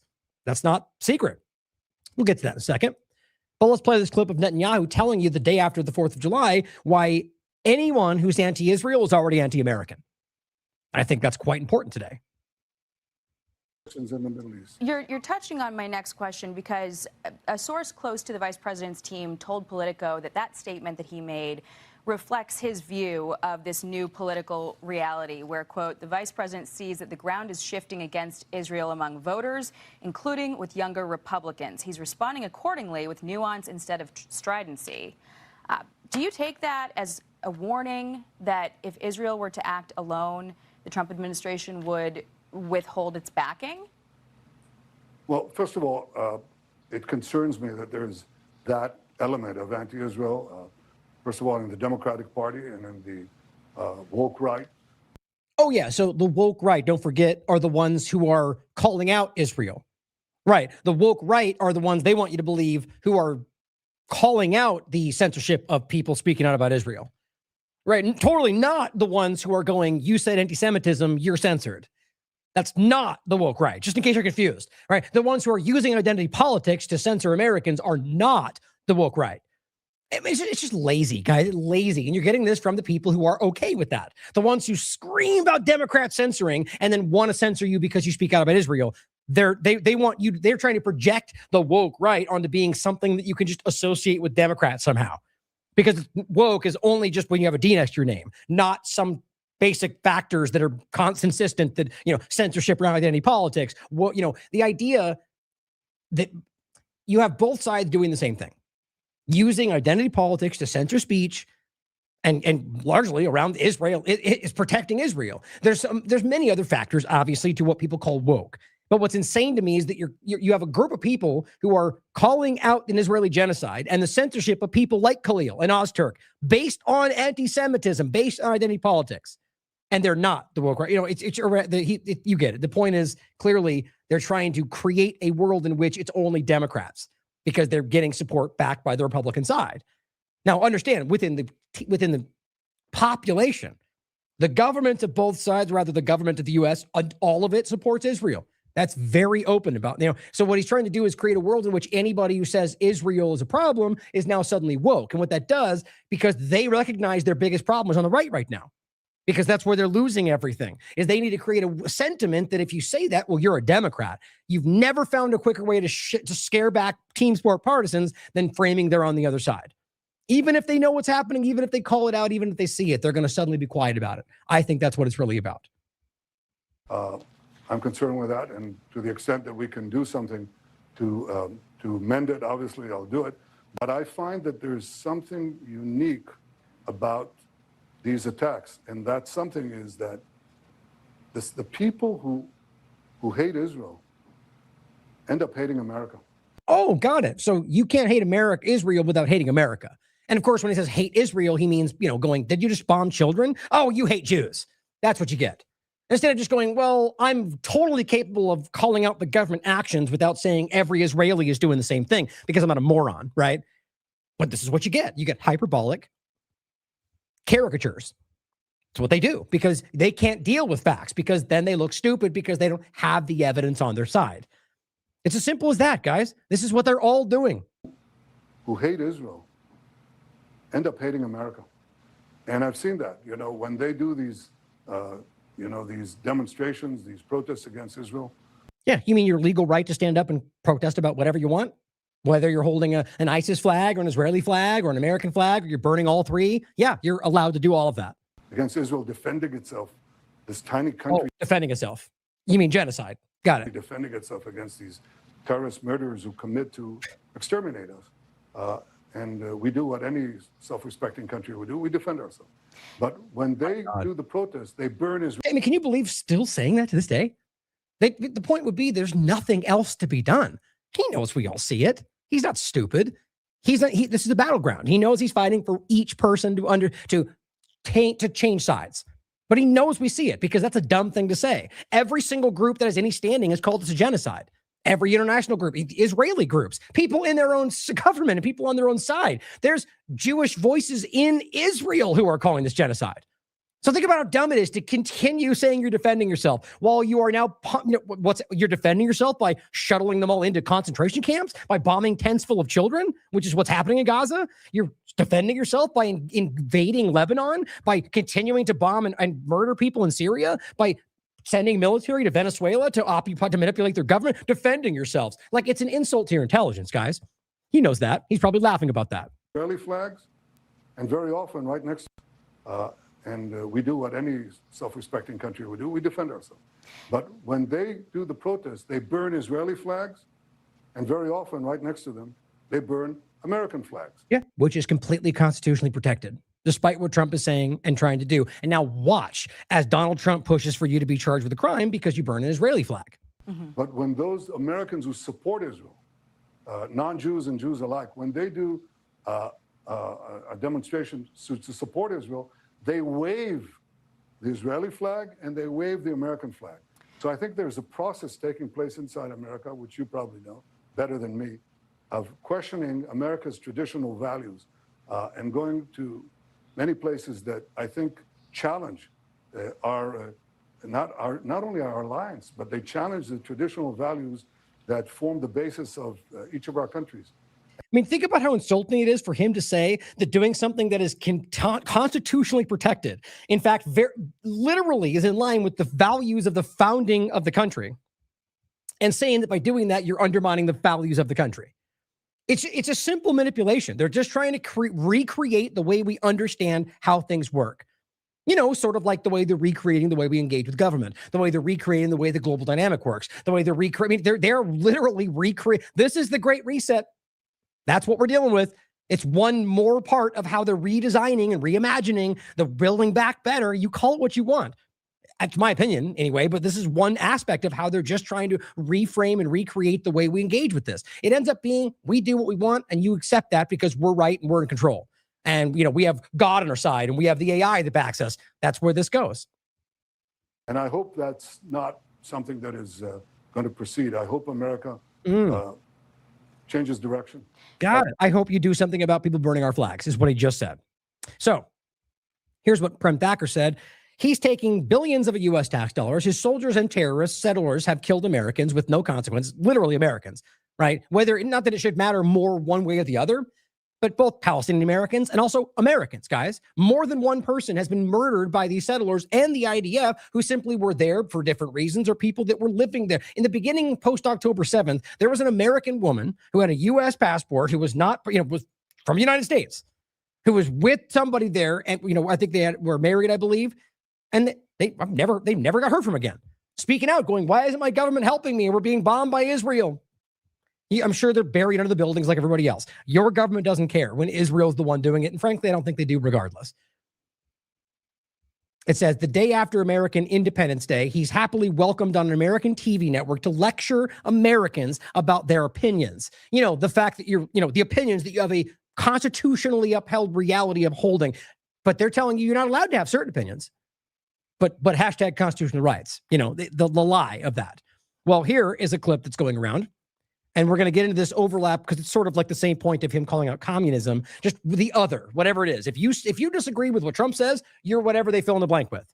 You're, terrorist, monster, anti-Semite, communist, whatever, just a thing we're going to put in jail. Is whatever it is, even though you're allowed to think those things. This is a clip that says you support revoking the visas and deporting foreign nationals who express hatred for America and burn the flag. So you have this clip where people are burning the American flag. Right? Which, as Ron Paul has roundly talked about, is completely constitutional. Now, of course, you have somebody who's trying to stop them, which they have the right to do. At the end of the day, is what they're saying is revoking visas and deporting foreign nationals. Okay, what are you now aware, somehow know they're all foreign nationals? Realizing that most of these people are people who are living in this country. And I'm just saying in a general sense, and you can literally prove this because most of the people we've talked about over whether Colombia forward, take it wherever you want, You can go back and prove that that was put on by Jewish Voices for Peace, a local group that was put on by Americans. There were people from other places as well. There were Jewish people that came to those protests. There's Holocaust survivors. But of course, they were anti-Semites, right? My point is that just because somebody has a kippah or somebody burns a flag or because it becomes Trump's narrative. They're foreign, Iranian, or maybe Afghani. Maybe they're Afghanistan still, depending on what narrative we're going with. Maybe they're MS-13 or trending Iraq. Whatever the current narrative is, one of those things, it's all invasion, bad guy. No, they're probably Americans on top of that. So you have people who are protesting, and to be clear, even if they are people who are visas, green card, they have a right to do the same thing. They have the same constitutional rights you do, and if you don't know that, you're uninformed and willfully ignorant at this point. So, do you support, he's asking, violating the constitutional rights of people because of their opinions? That's what he's asking. Many of them will say yes. This person says, the Secret Son speaks, says, stop trying to apologize. Stop trying to explain. Stop trying to debate. The time for trying to reason with these people is over. That's the American thing to do. Apparently, they only see it as an invitation for further attack. Guys, these are radicalized people, or they're doing it because they have a narrative or because they're being paid to or whatever. We'll get to that in the very next segment. That most of this today is probably influenced by something other than what they think. That's just that's what this platform and the internet is becoming today. But think about what they're saying right there. Like, you take this to the most extreme level you can. Let's just say these are foreign nationals who are here on visas, because that's what they're framing it as, and they're burning an American flag, which is their right. And they want you to believe, they're saying, don't talk to them, don't debate, don't try to hear why, don't ask them why they may feel that's necessary, just see them as the enemy. Is that American values? I mean, it's mind-blowing that we're framing the antithetical position to what is foundationally American as somehow the most American in the room. Guys, you're being manipulated. You want to look at an invasion? It looks just like that. And I don't mean some on-the-ground invasion from foreign nationals. I mean some kind of invasion of whatever you want to call this, whether it's a thought invasion. You have people who are literally taking over this country through ideology, through foreign influence, in ways that undermine and absolutely destroy, bastardize what we hold sacred, because they're pointing at somebody that you don't agree with, even though foundationally you're supposed to be okay with that. It's mind-blowing. But I think a lot of these people truly believe this. Here is the same old clip we played before.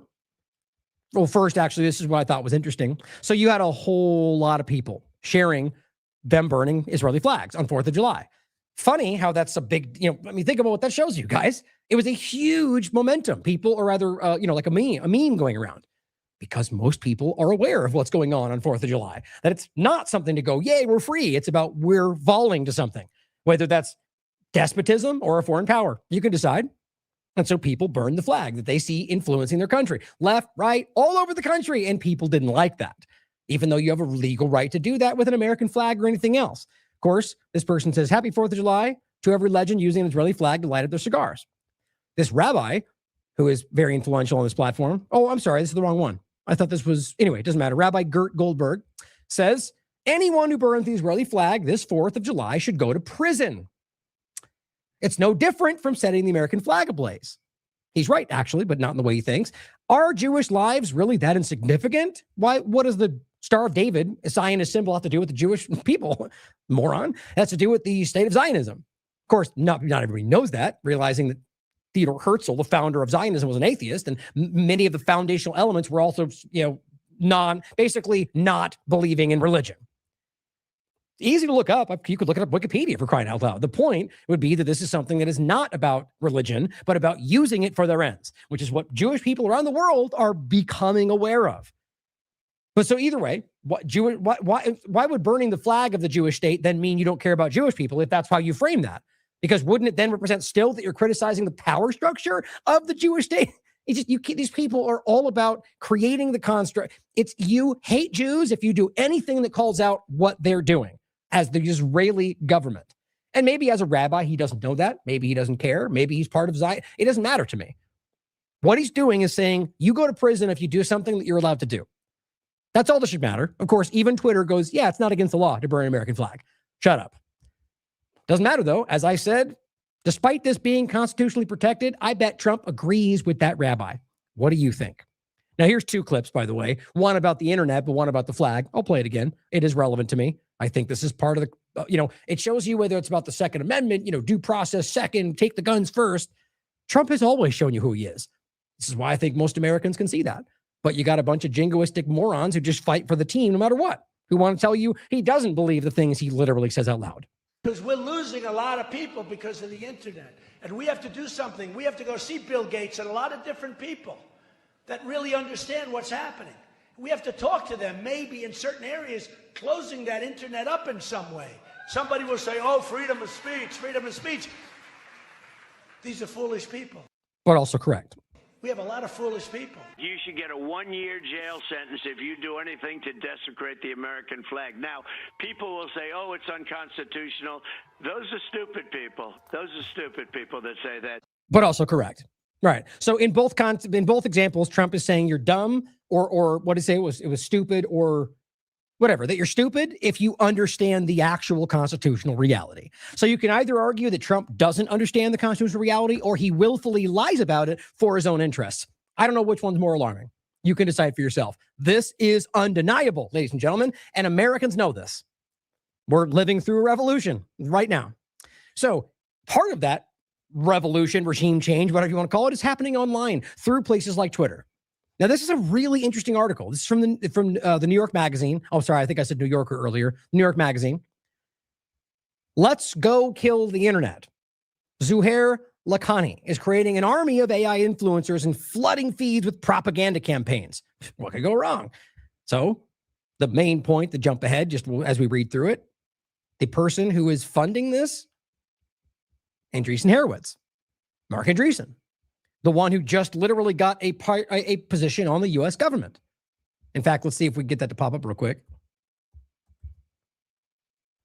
Look at that. Perfect. Oh, wait, that's not the right one. I bet you now that I'm looking, I'm going to grab it real quick no matter what. But in case you didn't see it, he just got a position. Maybe it's this one. Yep, there it is. Boom. Mark Andreessen, or Anderson, however you want to say it, Hegseth, a flagrant religious Zionist, openly advocating for the end times prophecy and telling our military, the U.S. military, that they're fighting for the end times. That's a public acknowledged conversation that I'm still blown away is not on every headline every day. They're telling, there was, what was it? Over 20 that I think, the point was there was a lot more than was seen, but what we could document were people that were speaking out, calling the, remind me of the name of it, the line they're supposed to call, saying, this is alarming me. They're telling us we're fighting for the end times. They're telling us we're this is, and people were freaked out by that. So many calls. We talked about this. It was covered by multiple platforms. And then it just went away. So Hegseth, who is a person who believes that the U.S. must be destroyed for Israel to bring on the end times. That's the guy fighting for your country, who believes your country has to be destroyed to fulfill their prophecy. I just don't know how that's not discussed. You could look it up for yourself. And the point would be, he appoints Mark Andreessen to the Defense Policy Board. On top of the fact that, as we just discussed, we already have Technocracy in Uniform, which is Detachment 201, which is Palantir and Meta and OpenAI in the military as colonels. Also insane that doesn't get talked about. But we just talked about it, so we'll leave it there. Hopefully we push that conversation. So, in October, Lakhani announced Double Speed, which is the name of the company, and claimed it was the only venture capital-backed bot farm in America when he received an investment from Andreessen Horowitz. So they're on the record publicly funding bot farms that have a very clear ideology lean that they all support and agree with, which is clearly pro-genocide, all of them. It's not, again, in case you're not clear, that's not a secret.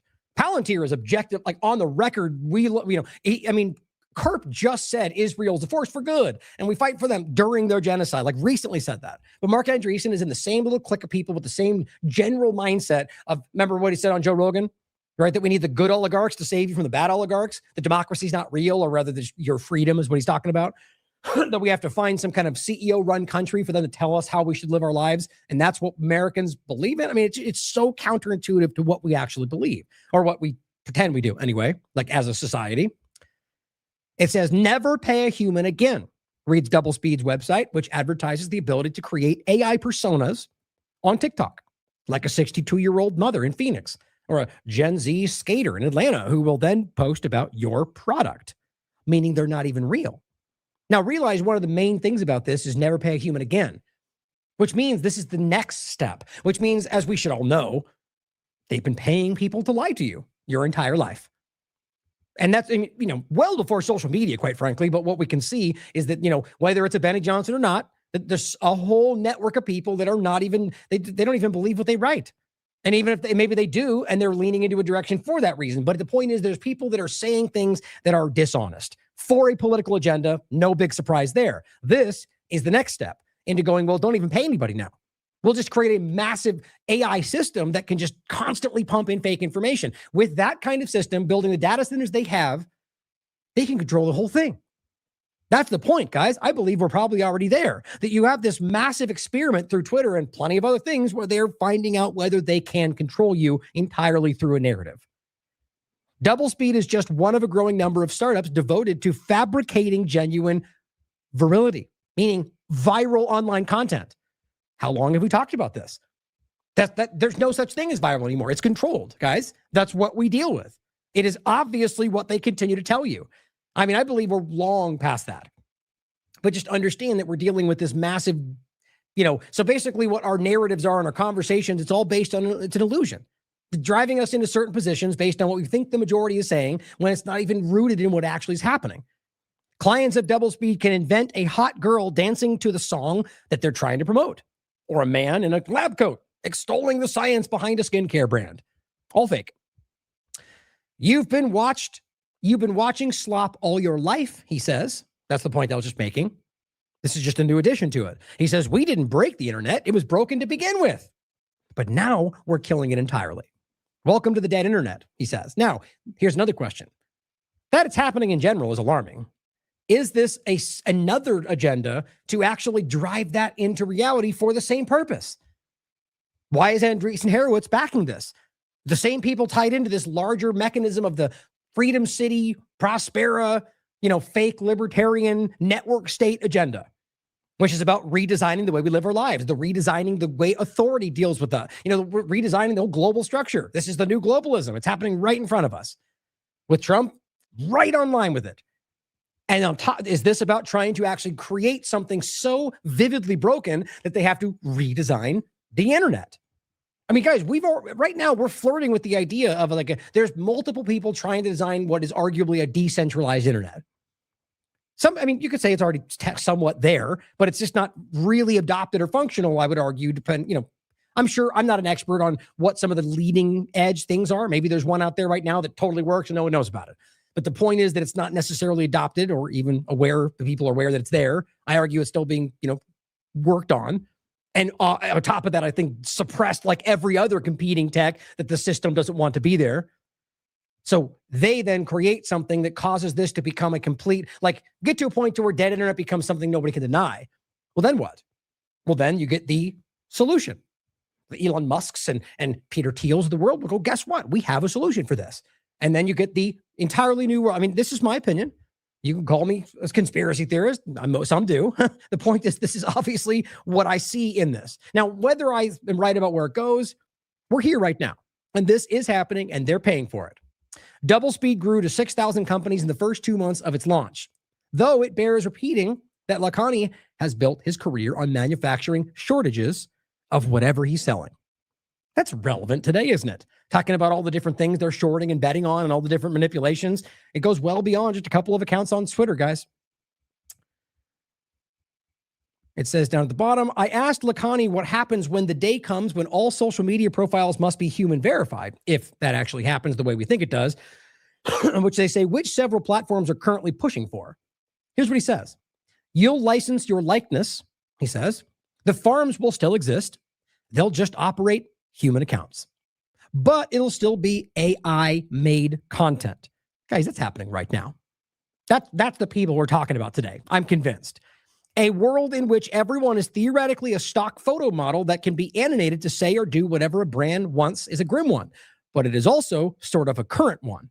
Lakhani bears it with a shrug and a sense that dystopias are merely opportunities to be exploited. He says, get used to it. When I ask about his response to critics, he says, this is what's already happening. It's more like you fell for it. Ha ha ha. My God. And you could argue this is just a random guy just taking advantage of what he's being paid to do. But at the end of the day, this is one example. We must be able to see that. Here's another example. This goes back to April 17th, 2026.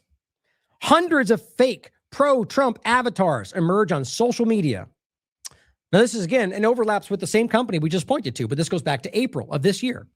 In one TikTok video, a blonde, and look, these are all fake, guys. All of these are fake people. They're not real. It's not a person. It's a fake AI-generated account and fake image, fake identity. And these are people out there going, vote for Trump, or, and look, I want to be very clear. It's the system wanting whatever. It's not about left or right. I believe this is, and even if you believe it's left and right, let's be clear. I think all of them utilize the same manipulations. But I'm truly of the mind, it's about the system wants this to be happening. And so that's where the system is aiming. That ultimately Trump being in this position is what was always what they, this is by design. I believe that truly, just like I thought about in the very beginning, where the Trump was put in there for the engineered sort of decline of this. You could ask yourself that question. I hope you will.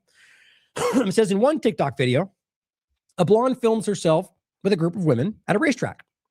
It says, if you support Trump, you just made a friend. In another video, a brunette, this time with a group at a stadium. It says, if you support Trump, you just made a friend. A third post, totally separate, a redhead with a group at a basketball court. Says, if you support Trump, you just made a friend. Each video features an identical, grammatically awkward caption. I'm new here and love God, America, comma, no space, and Trump. Identical. All of the work of artificial intelligence.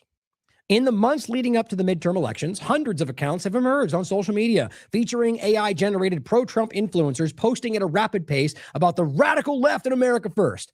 Now, it's very tempting, I'm sure, especially from people on the leaning Democrat side. Maybe not team sport politics. I hope not, especially if you're watching this show. But that you lean in a certain direction. We all have our opinions, right? Left, right. People are in some ways, that I'd like to believe, if we're honest with ourselves, that it would be kind of scattered. That's what I would argue makes sense if you're actually in line with the American ideals. But ultimately, there are liberals, there are conservatives that aren't team sport, but have their opinions. And that's totally expected, guys. People are out there that exist within the spectrum that are not blindly supporting the team. That's what I'm always trying to highlight. I believe that's the majority. So in this case, speaking specifically to the liberal leaning discussion, I know it's tempting to just go, we knew it. We knew that's what it was. All of them are just fake. But well, there's a ton of people who are whatever you would call them, conservatives, to make it simple, who absolutely are calling out Israel, are calling out Trump's direction, are calling out everything. And many of them still believe that they're MAGA because they truly rather believe they were part of the group that actually wanted to make America great again, not just said that and then lied about what Trump did that day. So don't take the bait is what I'm saying, because really it's easy to think that that's just all a bunch of fake gaslighted fake content.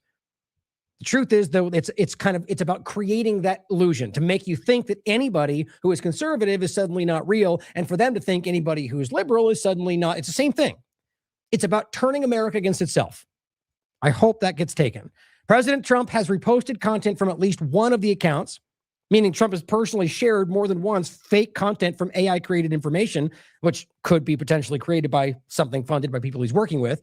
I'll show you what I mean by that. A platinum blonde avatar making unfounded claims about California's governor, which how much you want to bet they're not unfounded claims at all. This is New York Times. Either way, the point is sharing content made by an AI-created content, that for promotion of Trump. People gearing up for the midterms should expect that they might see some of the content on their accounts, this type of AI content, that it might be crafted to be particularly engaging or exciting to them, meaning false. It's from a group called Grail that's trying to call out this kind of stuff. That literally it could be something designed just to get you personally, your little circle, invested in a certain thing for a certain agenda. And I would even argue today with the way AI is being set up that it might even be tailored specifically through your county or that's what I think this platform was actually designed to do. It's specific to groups, specific possibly even to the individual. I mean, I've gone over this extensively in the past, and I think it's proven every day. This is like, for example, me and Charlie, which we're doing another episode of What the Hell's Happening, I think in 2 days. We're just talking about something, and he's bringing up something about how everyone's talking about the same thing, and everyone on this post. And I was like, what? I haven't even heard of that. And we're using the same platform that day, and we both share largely the same opinion. And how is it possible that I haven't seen a single? And I'm looking for you. I'm looking at I'm looking at other platforms. How is it possible that I haven't? Because these things are being algorithmically channeled, guys. That's what it is. And so the question is, why is he being channeled towards that and not me? That's a good question. In election years, politics chatter always increases online. Always increases online. Much of it propelled by automated bots, trolls, and other inauthentic accounts. By now, AI is giving that murky underworld a new face, swarms of new faces, actually, along with realistic voices, personalities, talking points, enough to populate the mirage of a political movement. Now, you have to understand, these are not just still images with text. We're talking about AI video. I just played you the clip of the Trump doctor thing. I mean, save for two parts of it, you wouldn't even be able to know that was AI if it wasn't obvious that the clip was AI, right? The Rosie O'Donnell part of it, you wouldn't know. That's insane. The level of deep fake, especially from like a government level, guys, you would never be able to tell the difference. That's where we are right now. So now you've got people on there talking about why Trump is saving the country who aren't even real people and are being promoted by Trump himself or by others. And the same thing I guarantee is happening on the left. Many of the accounts are clearly linked, with several clusters sharing identical language, imagery, profile pictures, and sound effects. Now, on top of that, you get these fake accounts then filter through the same grouping of people like the Benny Johnson circles, and Alex Jones, and all the rest. The same characters appear across multiple accounts. A blonde in braids and a billowy dress on a farm at a golden hour. A woman in purple top seated in a wheelchair. A black woman in a red MAGA hat with aviator sunglasses. Several of the accounts follow one another. All fake. So we already saw one of these major accounts get caught. I mean, I think the MAGA Patriot one that was shown to have like six different fake accounts. The point is that you can show people who've gotten like major attention within the MAGA movement who are completely fake. There's one, I forget the exact name of it, that was called out and kind of just distanced themselves from it. I think it's partly because it's a network, but also partly because there are people who are team sport politics, who just go, oh, the idea that we agree with, then follow and promote. Doesn't matter if you're actually accurate or correct, that we're on the same team, so I'm supposed to share what you say. Some people are like that. It says each post featuring the pro-Trump avatars probably cost around $1 to $3 to generate, according to Zuhair Lakhani, the same guy we just talked about, being funded by Mark Andreessen, and the same idea. A co-founder of an Andreessen Horowitz-backed AI advertising startup called Doublespeed, the company which runs smartphone-powered bot farms that deploy hordes of synthetic influencers, boasts online that, quote, one person can now orchestrate what used to take 30-person creator teams and $40,000 at 10% of the cost. Think about that. One person, let alone an Elon Musk type with all the resources and the AI dynamics they have. Mr. Lakhani and Doublespeed declined work with political campaigns, despite being solicited by Democrats, Republicans, and foreign parties, a refusal born of a moral compass thing. Something tells me that I don't believe that. I mean, guys, you have to understand that people like the company of Andreessen Horowitz, these are politically motivated entities. You can look for yourselves at what they promote. And the idea that they would lean into this and then not use it for their purposes, I find almost impossible to believe. But you can decide for yourself. The Republican National Committee is not involved in the accounts, according to Zach Parkinson, a communications director for the group. He said Republican campaigns should use every tool possible in their races, including artificial intelligence, but stressed that the technology was not a silver bullet. So understand, he comes out and goes, we didn't use that, but then goes on to say that we should and it'll help. And, so me thinks he's lying, right? I think that's ridiculous. Obviously, they're using this. Trump just got caught doing so, guys. I mean, they're not just on their True Social posts, but during the, every one of these politicians, left and right, have so far been, like the newer elements. What was his name? The one that beat out Massey. I forget his name all of a sudden. He got caught posting something where he left in the AI response. I think Leavitt did something similar, but we're talking about posting the stuff or sharing content for people that are fake.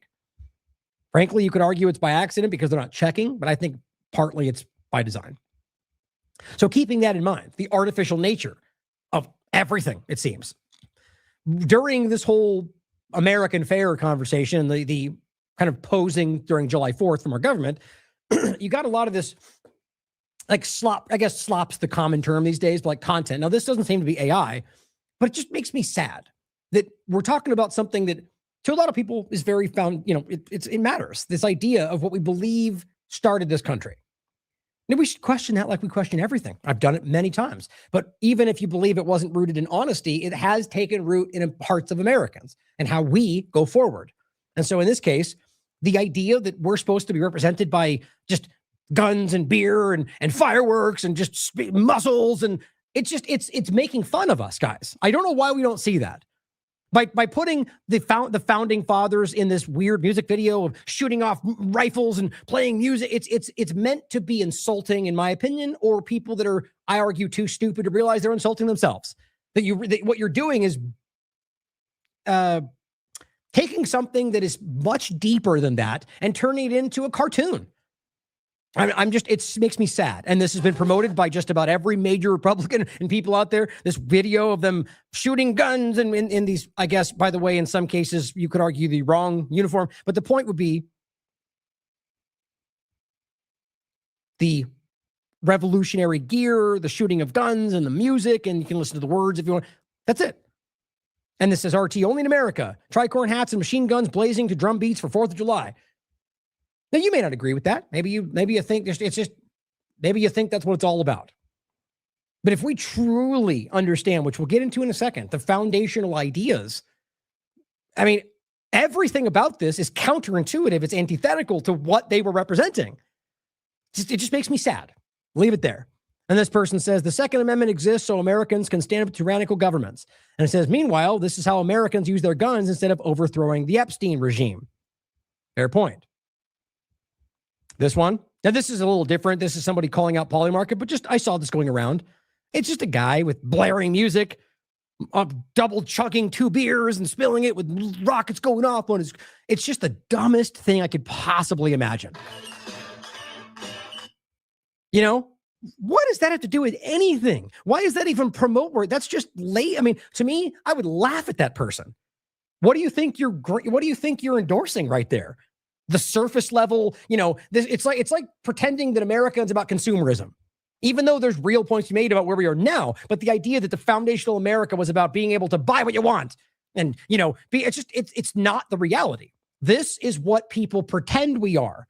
This is what people make fun of us for. This is what people that came to the World Cup largely came to realize we weren't actually all like. But here we are, as this government promotes the stupid part of this because they want us this way, in my opinion.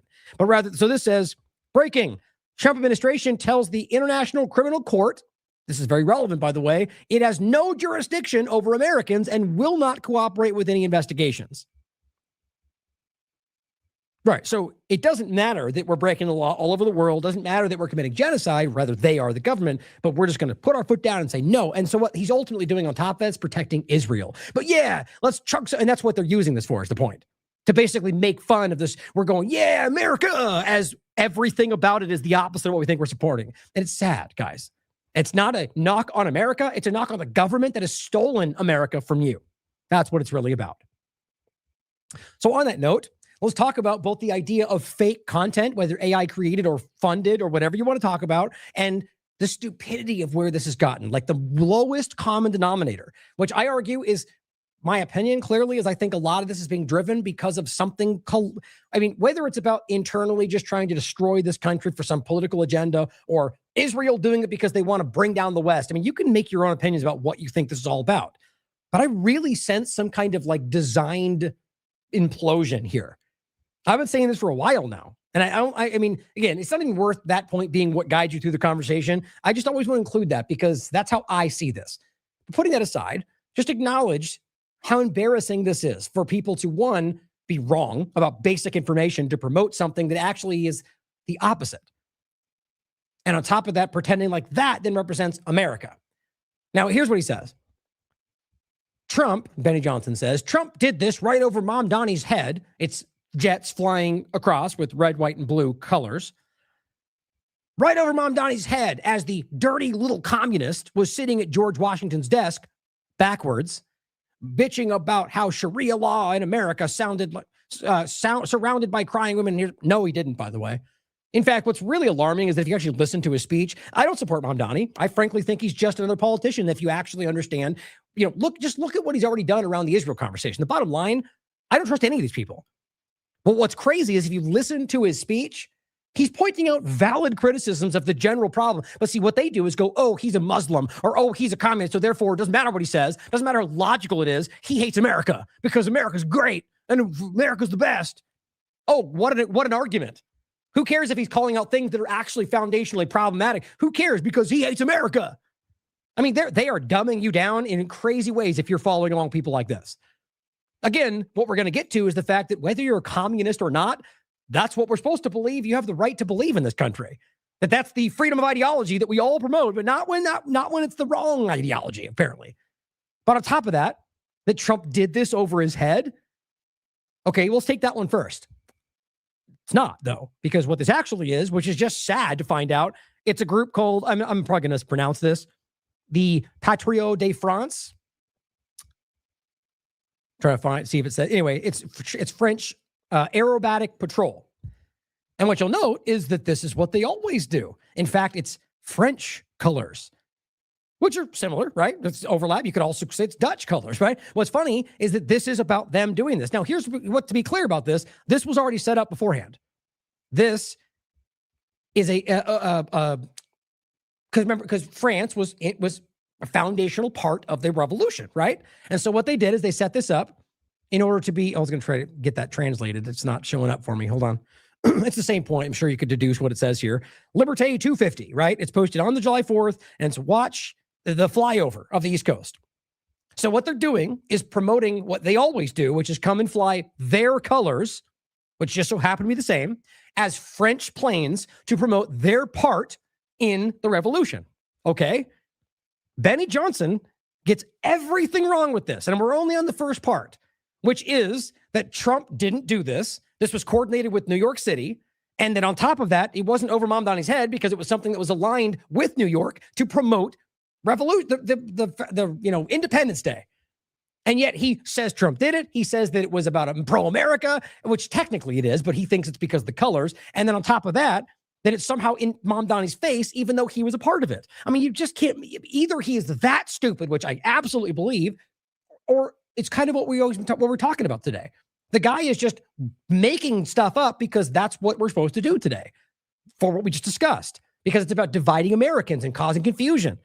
Now, second point, sitting backwards at the George Washington desk. Well, I think I actually do have a point in this here, or a tweet. Yeah, right here. I mean, guys, it's just so exhausting because, and Wu-Tang is for Children called this out. First of all, just going, because here's what they posted. Why is this desk backwards? Never seen one? Very dumb people. First of all, as he points out, well, here's Trump's desk. So if you're going to, why only one? But the real point is, as he points out here, which you could look up for yourself, is it's called a partner's desk. It's not a secret. In fact, it's common it's about having something that can be used from both sides. So, and I'm even willing to bet you that he knows that. And he just yelled out the narrative anyway, because that's the fun thing. And they're all laughing together. Oh, Democrats are so stupid. Yet it's all based on fake information. Fake across the board. I just think it's insane. Bennett Johnson and his ilk are, in my opinion, the mainstream alternative media equivalent of the economists who were telling you that the economy had never been stronger just before the 2008 collapse. Right? And it's called a partner's desk, you flailing child. And the idea being that right now they're doing this thing to go, we're so great and America's great and we're stronger than ever and free, liberty. And we're watching the decline. That's what their job is. Just like the economists were going, oh my God, it's never been stronger. And then boom, it all fell apart. You know? And so getting more than one example like this is very embarrassing. And here's Lucius Flavius Silva pointing this out. Benny Johnson is Goyim slop in human form. This flyover was organized months ago and included planes from Canada, France, Britain, and UAE as part of the Sail 250 celebration, which started planning in 2023. The idea that it was Trump flexing on Mamdani is very stupid.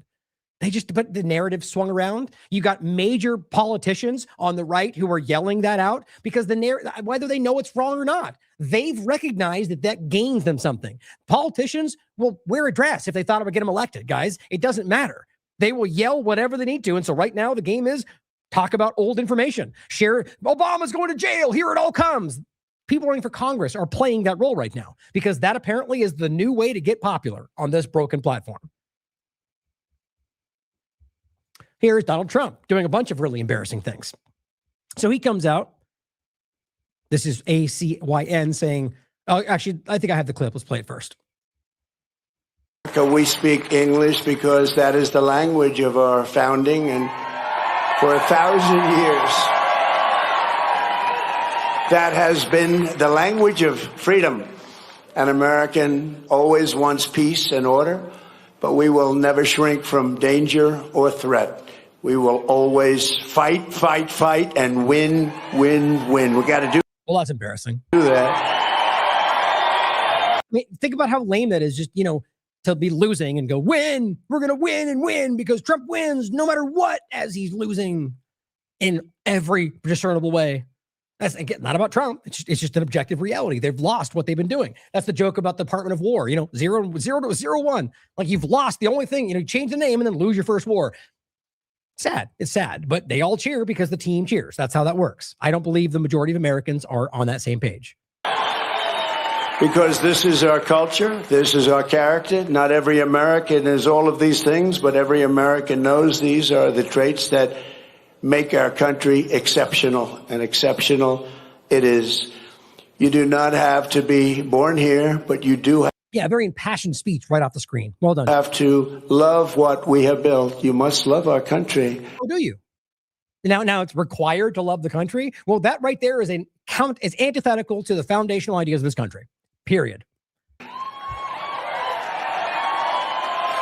There has never been. I mean, here's the way to always put that, by the way. What happens when they start violating your rights? You mean like they're doing right now, Ryan? Yes, but for another time. What happens in the hypothetical future where the government suddenly doesn't care about Americans? What happens in a hypothetical future when that government, let's just say, is overthrown secretly by a foreign power? Are we then supposed to then blindly love America no matter what, because otherwise we're un-American? I mean, do you not see how inherently stupid and almost disastrous that is? And it's not even about whether or not. The point is, it's about you being able to think what you want, regardless of whether it's about America or Russia or Israel or anything. And so if you take an action that we argue is a crime, well, that's when a crime is committed. It's wild, right? Again, the major point, though, is that, well, that opens the door for you never being able to call out the government, even when they are no longer fighting for you. So in his world, you're pro-America no matter what America does. As the boot's being shoved down your throat, you're supposed to be going, thank you, America, I love it. Is that how it works? That's just dumb. Anything like us anywhere on earth, and we are anything like us anywhere on earth, and we are what we have built. You must love our country. There has never been anything like us anywhere on earth, and simply not true. We are not going to let anyone take that away. Except you, right? Except our government and foreign powers. Other than that, though. Well, I think I actually got these mixed up, so let's go with this one first. Yeah, hold on. Make sure I didn't get the wrong clip there. Hold on. Let me see. Hold on. Let me go back real quick to this. Yeah, how did I do that? I think I got the wrong. Let me grab this real quick.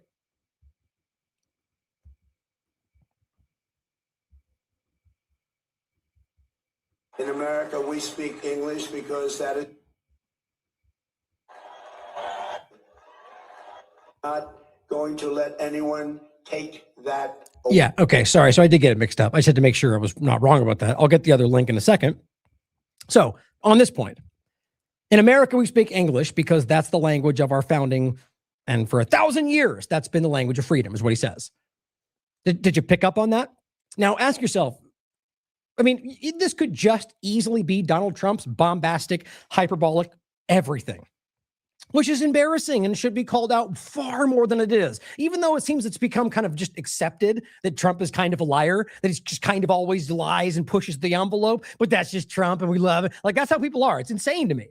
So it's okay that he lies to you? I don't understand the way people are with team sports. The point, though, is that it could just be him choosing to make it 1,000 years because that sounded better, even though it's simply not true. Do you realize, guys, him saying English, the year 1026, English was not even, it was a very different thing than what it is today. There was a different version of it, but it wasn't the same thing we know today. So it's dumb to say that. Secondarily, did he forget about the British Empire that was just before this? Not 1,000 years, but 250 years ago, when that was the English that was before us, right? And they were about freedom? No, Donald Trump. So either way you spin this, it's a stupid thing to say. You're recreating the history. The 1,000 years. English has been the freedom language. Nope, just not true, no matter how you look at it. But Benny Johnson shared it because Trump said it. Yay. It's pathetic, guys. It's pathetic. Next one. I'm going to download this real quick as we're talking, so it looks like I missed this one. Oh, wait, maybe double check. Is this the one? Be loyal to Carl. That is a clip we're going to get to. How did I mix that up? Okay, let me grab this then. So this one goes into a similar point, different speech, and it's all kind of the same idea. Points that are either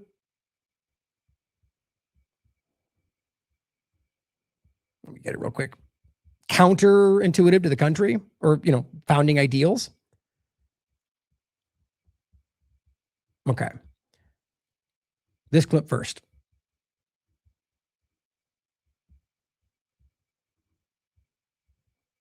As our Declaration of Independence tells us, we are all made in the image of one Almighty God.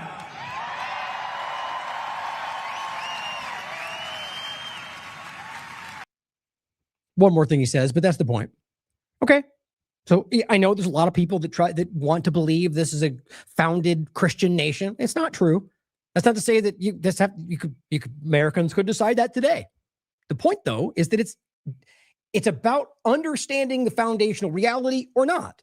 And if you're out there screaming that, and yes, there are people that argued that, but when you look at the reality of it, it was obviously about making sure people could believe what they wanted. That was the whole point, because it wasn't like that before this, in the sense of what the British Empire was doing. So he says, as our Declaration of Independence tells us, we're made in the image of Almighty God. And the communists will never say that. Well, the Declaration of Independence, as even the Square platform will say, does not say we're all made in the image of Almighty God. It says, it states that all men are created equal and that they are endowed by their creator with certain unalienable rights, which we'll show you again in a second.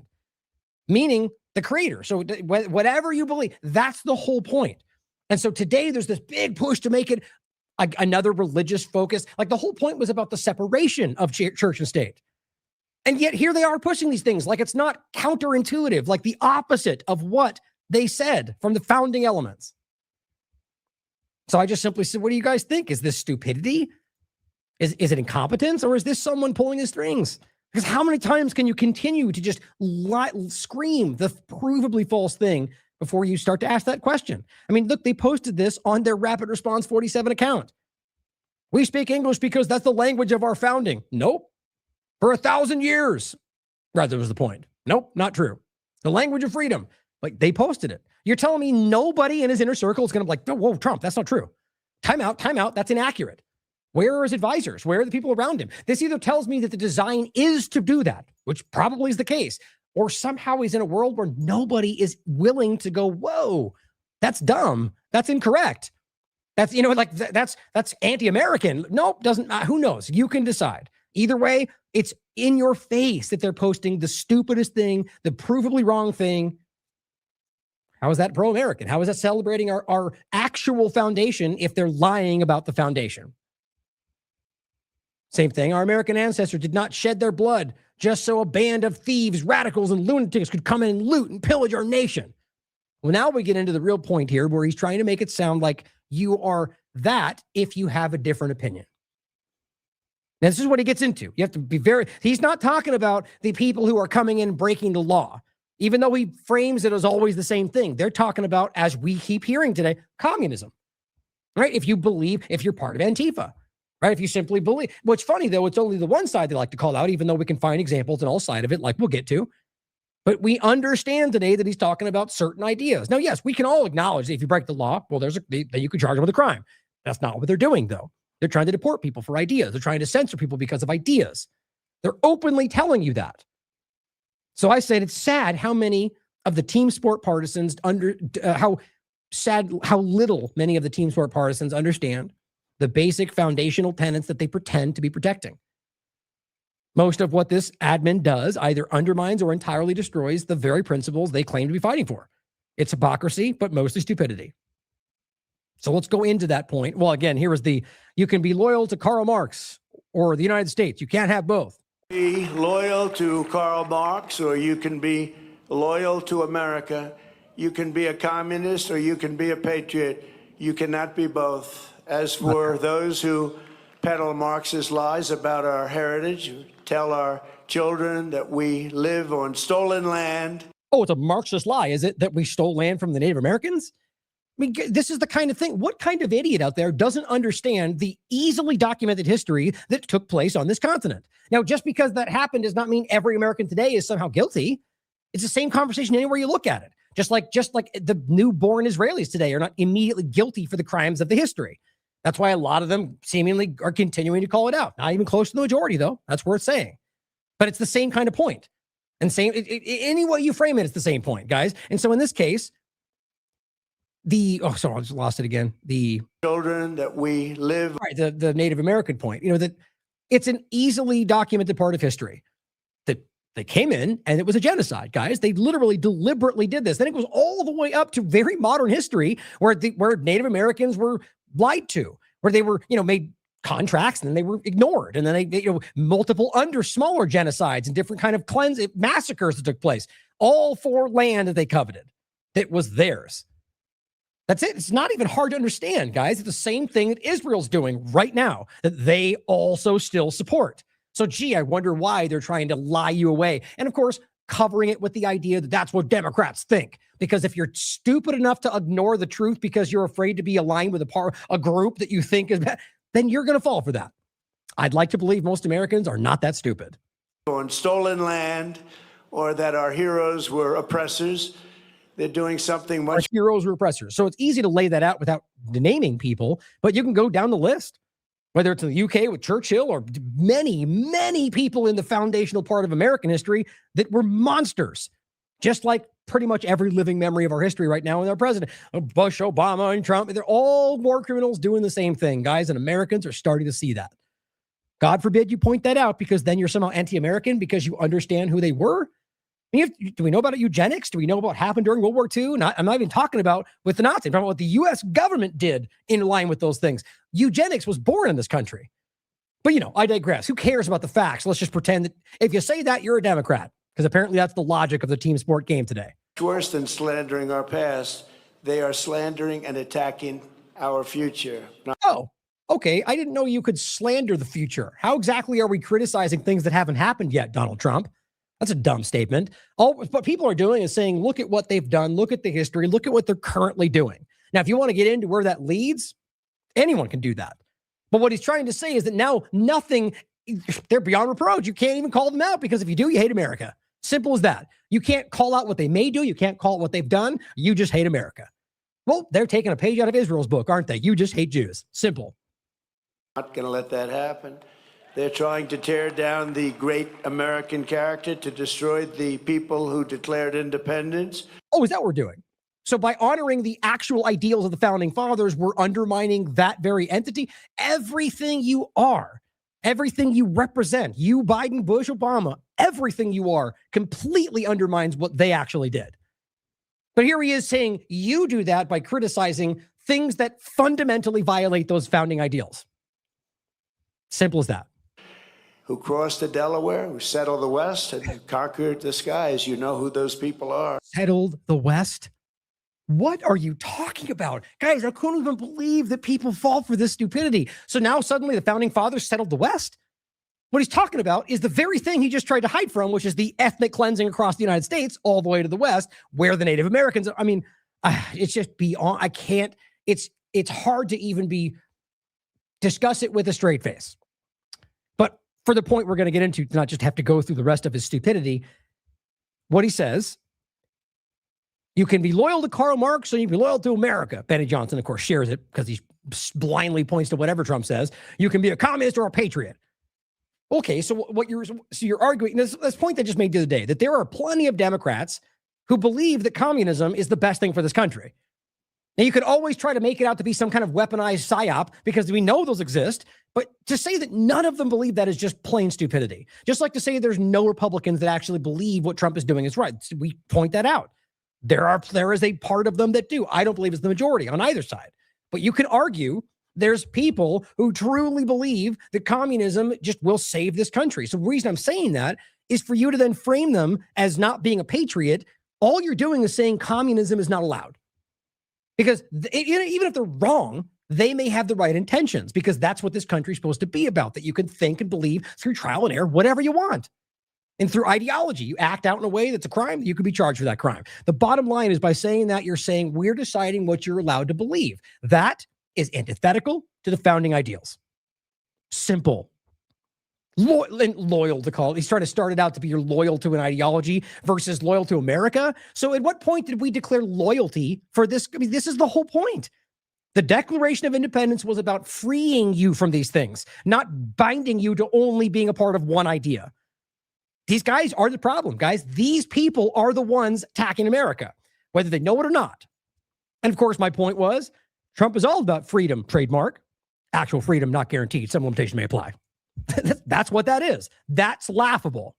So let's read something from a foundational ideal from James Madison, which was really the precursor to the actual Bill of Rights. So I'm going to read through some of these, which you'll see is very similar to what ultimately became the Bill of Rights, because that's what this is about. June 8th, 1787.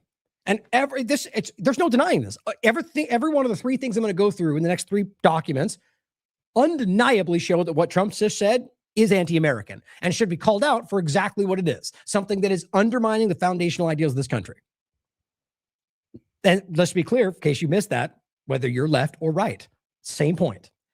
Now, James Madison's proposed amendments. It says, first, that there be prefixed to the Constitution a declaration that all power is originally vested in and consequently derived from the people. Not the government, but you. Meaning you are the ones they work for, not the other way around. That government that you are in, that the power is derived from you, is instituted and ought to be exercised for the benefit of the people, which consists of the enjoyment of life and liberty, with the right of acquiring and using property, and generally of pursuing and obtaining happiness and safety. Okay, well, happiness or just the pursuit of happiness, enjoyment, well, that includes the idea of your ideology. If you want to believe something, if it makes you happy to believe communism, of course you can. Of course you can go through the process and try to get people to believe that this is the best direction for the country, and that can be debated, and that's how this is supposed to work. Not that only this idea or only this one thought or only this one framework, that ultimately through the process that people in America could decide what they want and be involved in that process. And it's not perfect. In fact, I would like to see no government. People can decide their own future, but people aren't ready for that. The point becomes the same, though.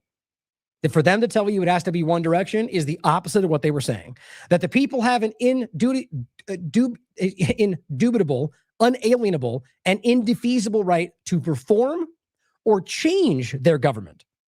Right there. Whenever it be found adverse or inadequate to the purposes of its institution. So let's just say we end up hypothetically, right, in a place where your government no longer represents your rights, where your government, in fact, is acting against the foundational elements, where then people could go, well, we argue that it is acting against it. It is what's the phrasing? I keep doing this. I forgot last time too. Destructive to those ends. Destructive to the foundational ends, which is where we are. Then Americans have the right to reform or change their government, which could then take the form of whatever they want, whatever they think it should be and that could be communism, that could be fascism.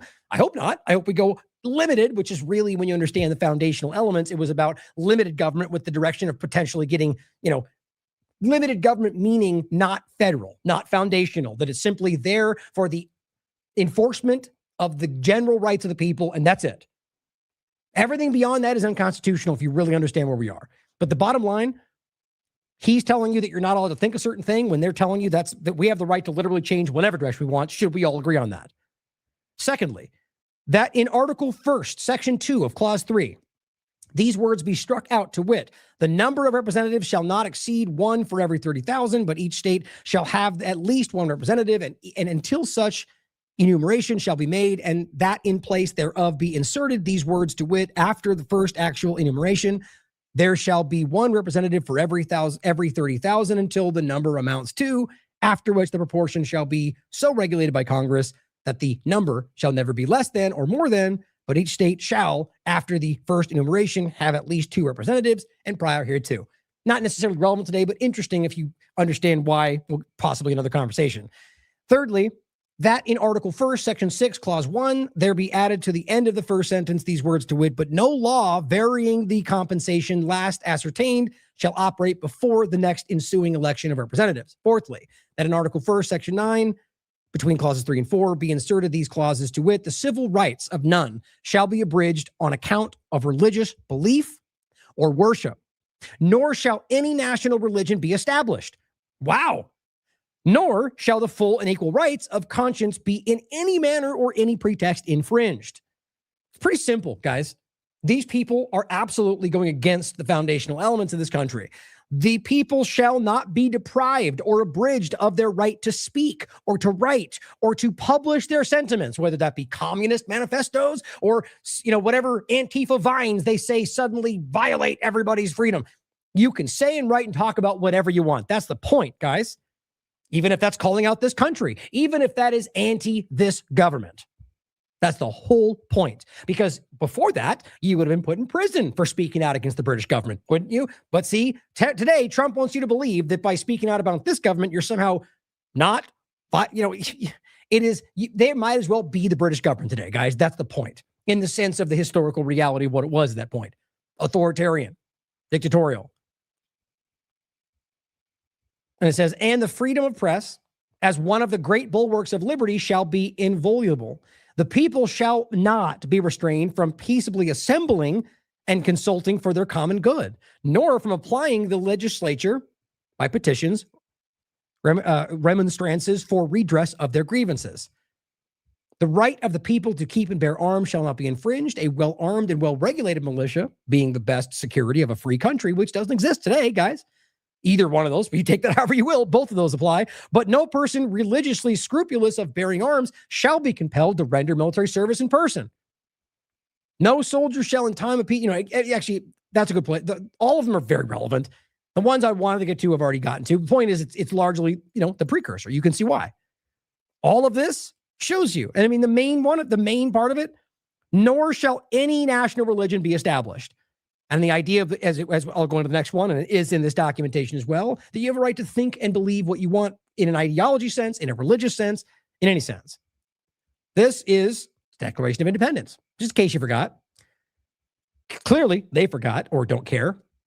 We hold these truths to be self-evident, that all men are created equal, that they are endowed by their creator with certain unalienable rights, meaning all men, not just within the boundaries they're drawing, guys, that's so obvious, that among these are life, liberty, and the pursuit of happiness. Doesn't mean unless communism, right? That's not what that means. That to secure these rights, governments are instituted among men, deriving their power from the consent of the governed, meaning that we don't consent, they don't have the power. Not today, though, because they're not abiding by this. They don't actually believe in these things. That whenever any form of government becomes destructive to these ends that I just read, which we know it is today, it is the right of the people, the right of you, to alter it or abolish it, and to institute new government, which you could argue could take the form of whatever type of government the people today believe. I'd like to believe we could recognize that should go away from government entirely, but that's a different conversation. The bottom line is the right of the people, which this current government, left and right, does not believe in. Last one, here's a letter from Thomas Jefferson. It says, gentlemen, I'll just read the part highlighting so we can keep going. It says, believing with you that religion is a matter which lies solely between man and his God, meaning it's not something that needs to be professed and bound by some kind of government idea, that he owes account to none other for his faith or his worship, that the legitimate powers of government reach actions only and not opinions. I contemplate with sovereign reverence that act of the whole American people, which declared that their legislature should, quote, make no law respecting an establishment of religion or prohibiting the free exercise thereof. Well, welcome to the bastardization of all these things, where they're telling you Muslims shouldn't be in power, where they're telling you that they're all radical. The idea ends up being that they don't believe in any of these things. Actions only and not opinions, which would include the believing of communism, guys. These people don't believe in the foundational elements of this country. Now, before we go on to the part of, well, two actually parts in the Patriot part overlap, I've talked a lot about this, and I'll make the point again now, about what I believe that I shouldn't say real or not, but the idea being that there's an entire movement within the conservative side that believe they want to make America great again, even if you disagree with what that looks like. And I believe that's the majority personally, but they are the ones that are calling out Israel, calling out Trump's lies. And then you got the people that still wear the hat and yell MAGA that believe whatever Trump says and are unable to acknowledge or willing to lie about the fact that Trump has done what he promised. He has not. Epstein files, war, you go down the list, guys. That's very clear. And so if you're of the belief that most people are willing to lie about what they were given, even though you can prove that most of them are not doing that, from the Tucker down to the very bottom, guys, it's obvious, and I don't think it's all honest, but the point being that it's self-interest. Those people actually believed what they were being promised, and they didn't get it.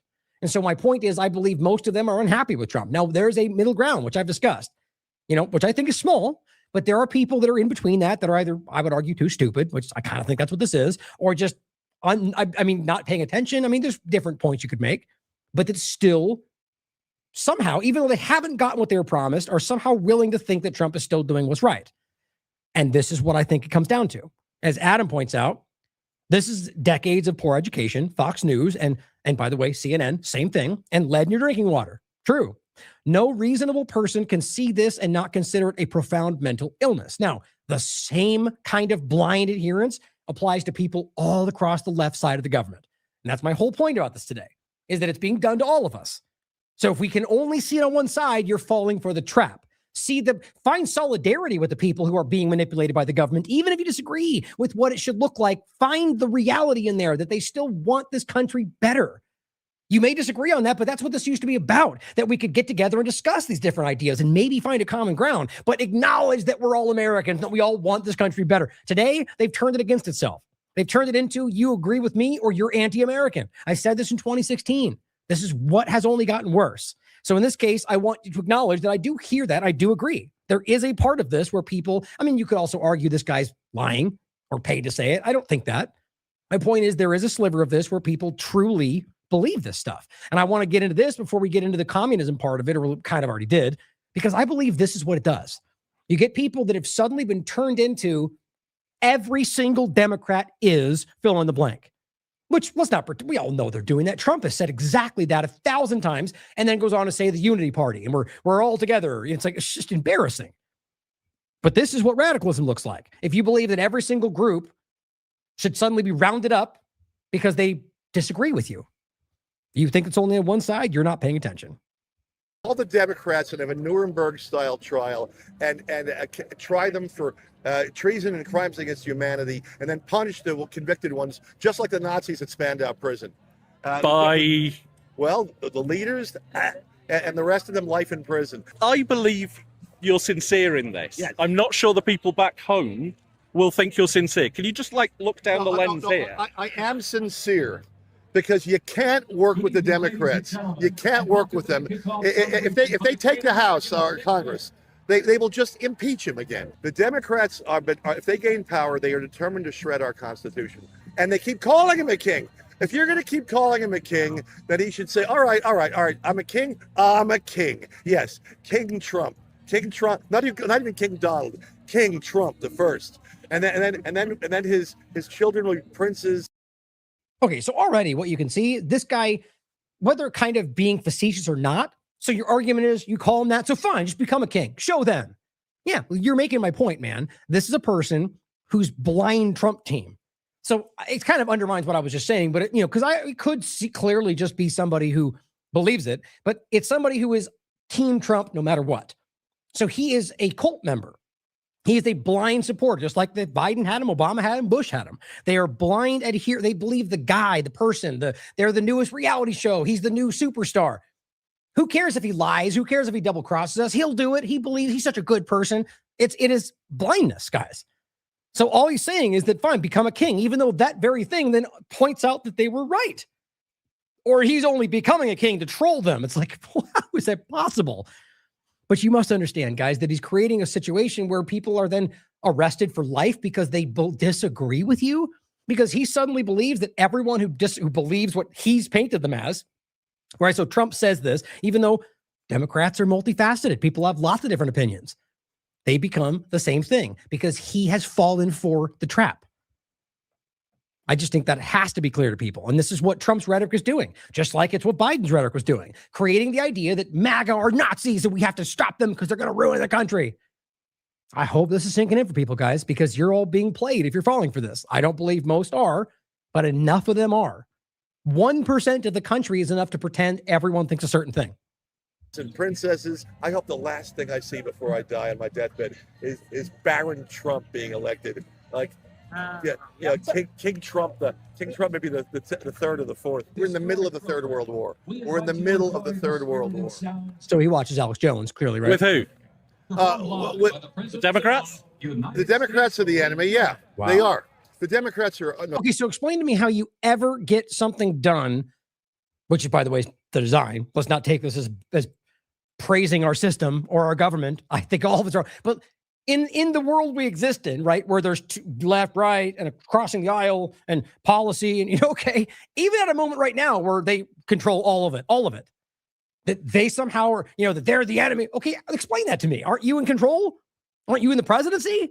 And even then, the idea you have to work with them to get stuff. So the basically point is you've created a situation where nothing ever has to happen because the other side just won't ever get it done. And both sides do that. And guess what happens? Nothing ever changes. You know what that works for? The system that wants nothing to change. But you always want to blame the other side. Just like they over there blame you for the same reason. You all point at each other and they're laughing back there as they stuff their pockets. It's the same old story. They're not in charge. It's the one world order globalists. This is across the world. Right. Perfect. He literally watches Alex Jones, clearly, because they're still going, the globalists, as I'll make a point about in a second. You mean like Basent? Soros? No, not those guys. Well, a different point technically, but the point being, you can obviously see that what they're doing is a globalist agenda. I mean, in the sense of the word, the idea of a beyond America first perspective, as Trump creates a new UN dynamic, as Trump pushes the new idea everything he's doing is exactly that. The greater North America, the idea of, it's not secret. But the idea, what this shows you is simply that there are people who are lost in this. Do you think that's everybody? I'm sure as hell what Fox News and CNN want you to think. But I thought we were trying to get beyond that, right? Or why are we still letting them dictate what we think is the reality? So, but here's what we get from this, right? So this is what it drives. Trump comes out. Trump declares a war on communism on the 4th of July. This just seems like a desperate lurch into an old idea because they're failing, because they're losing, because they have lost most of their support. And I just said, when you're failing this badly, back to basics. What I believe. The White House, you can be a communist or you could be a patriot. You can't have both. And then he just repeats that in a speech. Well, you literally can be both. It just depends on what you're allowed to think what you want. And Truth Stream Media says the 50s called, they want the propaganda back. Daniel McAdams, which he makes an excellent point. He goes, this makes no sense. Where are the communists? I only see oligarchs who run the corporatocracy as the mortal threats to liberty. His point is just, let's take America. What are we pointing to right now? You realize that this is like, why it's ever, when they try to make it out to be some kind of a communist run thing, it's what they're really trying to say is that communist is taking over, right? Not that it's running it. Okay, but then demonstrate that. Other than Democrats saying things, which by the way, align with exactly what you guys largely do anyway, where are you pointing to? It's a hype around something that's not even there. It's like them saying Sharia law is taking over. No, it's not. Look, shut up, Randy Fine. It's not what's happening. Loomer, sit down. It's not what's happening. There's nothing in reality happening like that. No, look at Michigan. Yeah, people that believe in their own religion and wave their own flags like Israel does every day in this country. Oh my God, because they're Muslims. Yeah, you guys are gross. That's disgusting. You're simply making them out to be bad because you disagree with their skin color and religion. as Israel commits a genocide. We don't talk about that. The point is, any one of them can be extremist, whether Muslim or Christian or Jew. Any of them can be extreme. Any of them, and any skin color or religion or anything could be extreme, and they should all be called out. Not what they do, though, is it? Mike Johnson, every 30 seconds is out there going, the most important election of our lifetime, in different words. He's already basically said that, but yet he keeps doing this. This election, and he's done it multiple times a day, mind you. This election year is no longer just a contrast between two common sense and crazy. Meaning it's more important. Oh, I got it. Okay. Now it's now common sense versus communism. Common sense. Common sense commits genocide. Common sense suppresses Americans' rights. Common sense, you know the drill.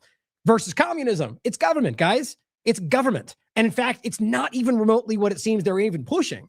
Like, what you can look at is, when you can realize that what currently is happening through many things Trump is doing is exactly what they would scream about the other side doing. So they're already all, again, Ron Paul is making a clear case for why both sides are equally socialist right now, but who cares, right? The barbarians are inside the gate. Oh, great. So half the country are barbarians now. It's lazy. It's about desperately trying to keep us looking anywhere other than their absolutely collapsing power. Because you know what happens when empires collapse? People like this don't fare very well. Joe Walsh, ex-GOP congressman, says, 1, communism is utterly un-American.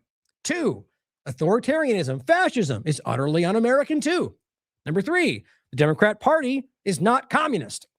And not yet, not even close. Technically, I agree with that. Both sides are very clearly very similar, but the Republican Party is authoritarian fascist right now. Oh, so he has a lean, not secret. The bottom line is both of them are the same thing. They do the same thing. They support the genocide. They encroach on your rights. They just yell different flavors at you to get you in the right position. The truth is, being communist, if you want to, is American. Being authoritarian, if you want to, is American. The idea that you try to make one versus the other is the entire problem. You are creating lines for what you're allowed to believe. I can stand up and say, I think communism is stupid. I can stand up and say, being a fascist is disgusting. I can say that, and you're allowed to believe it. You're allowed to think what you want. It's amazing that we even have to say this out loud. But this is what you get from the other side doing the same thing. So which party is greater than... Oh, so he thinks the Republicans are the one. Over here, you're saying the Democrats are the one. Oh, great. So both of you get Americans fighting each other. Way to save the country. It's just pathetic, guys. I could be wrong, and maybe one of them is. Ask that. Question me, of course. But also then maybe question the larger picture that has been historically documented over and over, going back administration before administration. Just saying. Now, here's Ted Cruz. And I think this is the same kind of conversation, guys, coming out and I guess making a case about this person who went to Khomeini's funeral because she was previously an aide to Elizabeth Warren. Not now, not anymore. Wasn't recently, but a while back was. Okay, so and he goes, oh, just to be clear for the podcast, it says former Democrat staffer for Elizabeth Warren attends Khomeini's funeral in Tehran. If you didn't see, it was, it's weird. It's just funny, just like in this country it seems to be stemmed by this country. The crowd was small, the crowd was big. It's so frustrating how it's just the nonsensical cycle of the same old talking points. But there's fake AI versions going around that are obviously fake, which then creates the idea from certain blind team sport players to go, see, they're lying and everybody hates that government. Not true. And it's easy to see. By the way, Max Blumenthal is on the ground.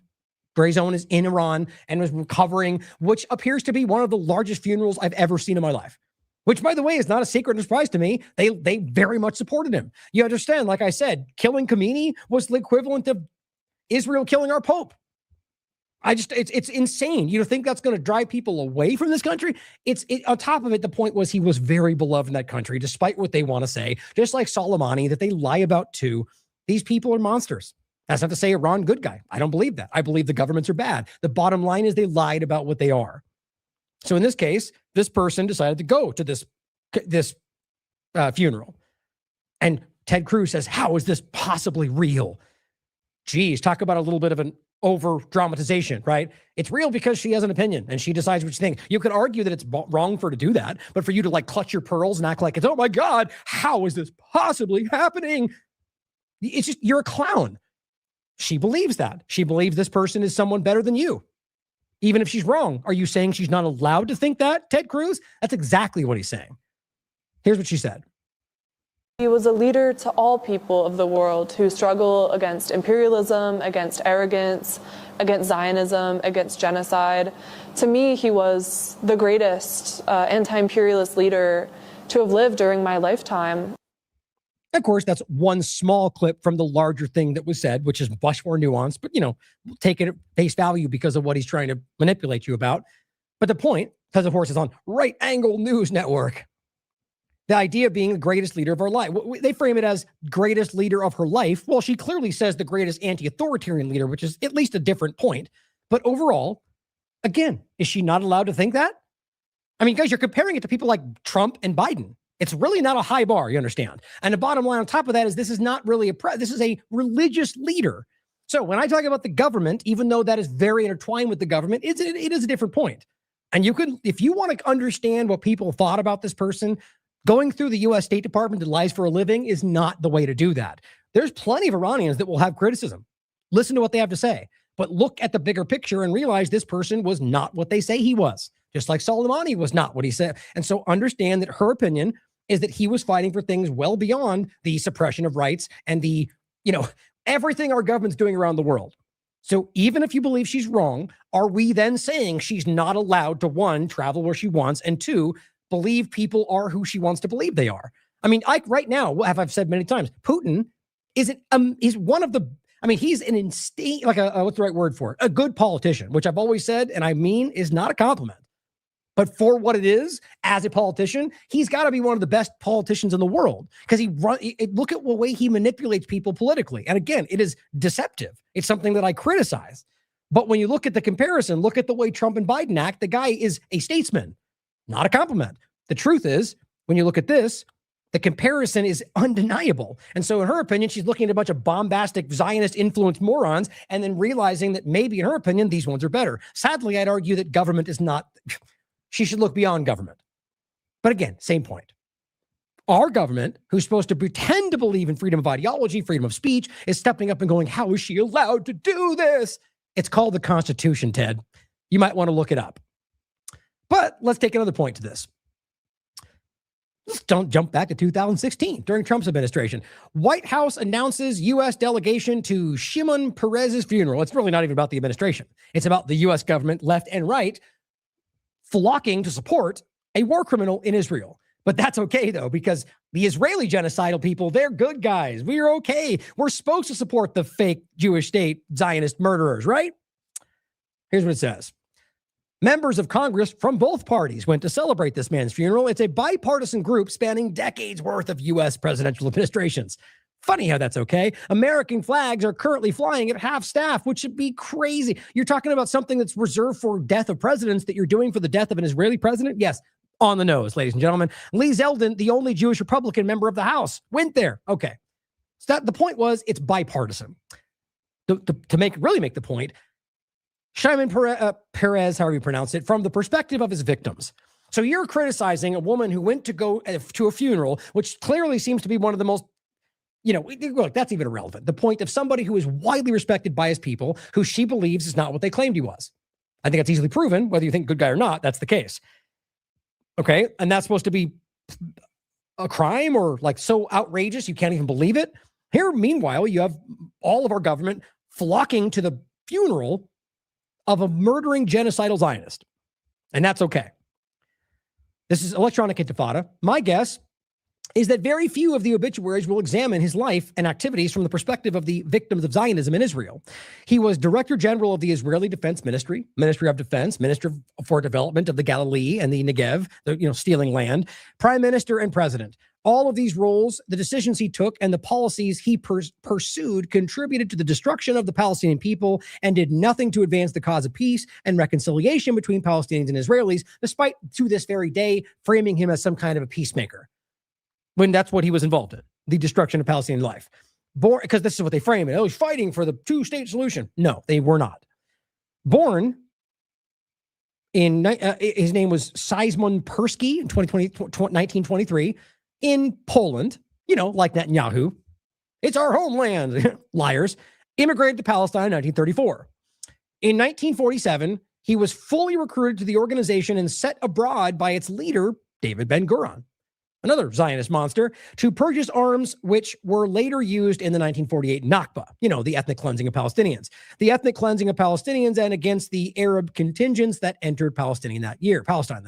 Indeed, it was Peres himself who largely oversaw Israel's clandestine nuclear weapons program. Clearly a good guy. He was behind the idea of confiscating Palestinian land for the purpose of building exclusively Jewish towns. He was also the leading ambassador of this peace process charade, pretending to fight for the Oslo Accords when it was, poison pilled from the very beginning, which you can easily look up for yourself. It was designed to fail, just like funding Hamas to divide the Palestinian people. And it says that provided an international umbrella for Israel to establish facts on the ground that would create a greater apartheid Israel, right? So they faked and feigned peace so they could manipulate the facts on the ground. What are they doing right now? The exact same thing, but people see through it.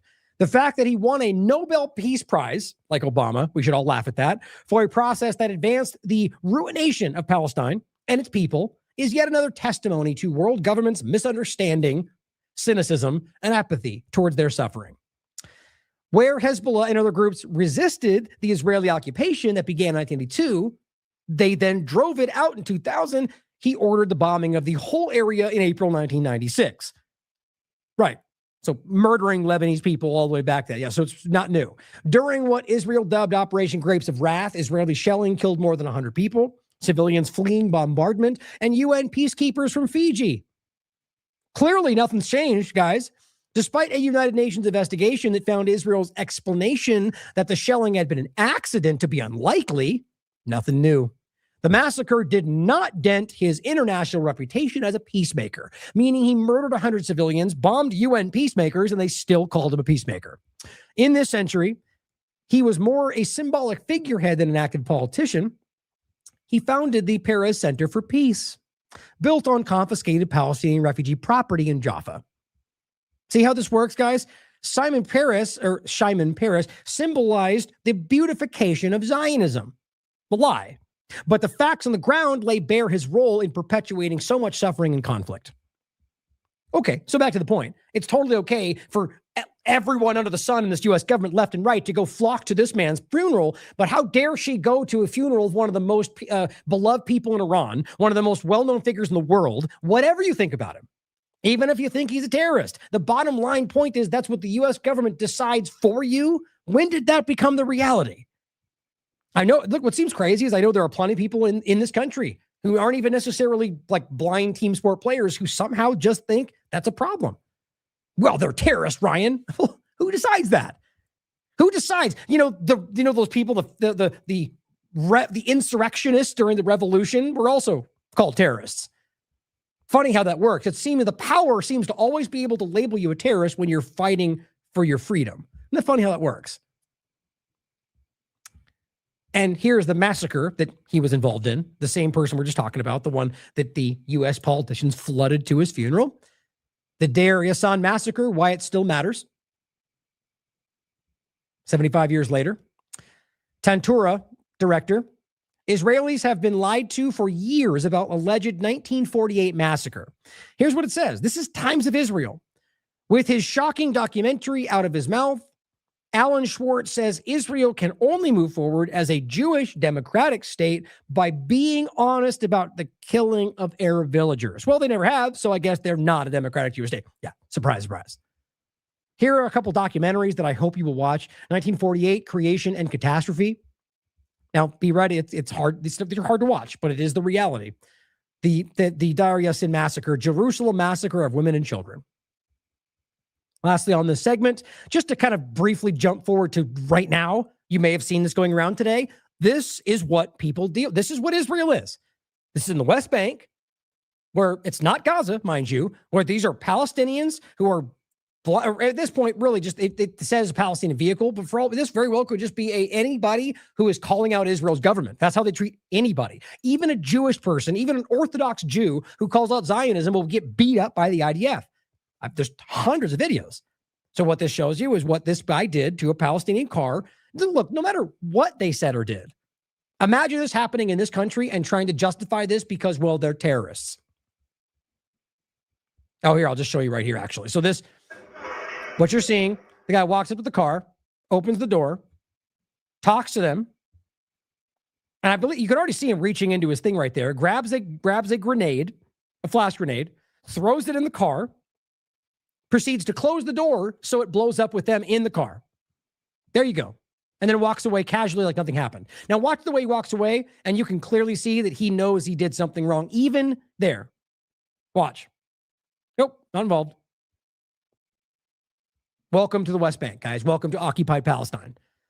Guess what happens? Nothing. I mean, realistically, at this point, you go in and try to say something about this, you yourself might go to prison. That's the reality of where these people exist. You can, I mean, ask Ethiopian Jews how they're treated in this country. The world knows this by now. Our power structures don't care. Now, here's Mark Levin. During the funeral of Khomeini, which, by the way, you could see, and this is one of the smaller visions, of course, that's why he shared this. There's insane, I mean, if you want to look at it and question it, like you should, Gray Zone has tons of on-the-ground footage showing you the insane large, this is, I mean, just in an objective perspective of what they're showing, I've never seen a funeral that's gigantic. It's insane. But it could be false. You can decide that for yourself. That's not even the point. This person says, the crowd chants death to America, which, you know, this same old thing. The bottom line is, yeah, if you want to I can't even talk. If you want to let that bother you, go ahead. I mean, people have every reason to think this country is trying to murder their families. Not hard to grasp why they may feel that way. But you can understand that what they're saying, if you actually ask Iranians, which most people have understood by now, whether through World Cup or just other examples where people actually talk to Iranians, they love Americans. I still find that confounding, but it's very easy to document. When you ask them, they will say it's the government. It's Zionism. When they say death to Israel, they're talking about Zionism. Not every Israeli. They'll say that. And of course, you can call them liars, but they're still telling you that. So you have to at least consider that that's the reality. And so when they say death to America and they're pointing to what our government is doing, they mean the government. They mean the authority. They mean the establishment. Guys, that's what we're talking about. So Mark Levin says, yesterday, the enemy gathered in mass, all in one place. Opportunity lost.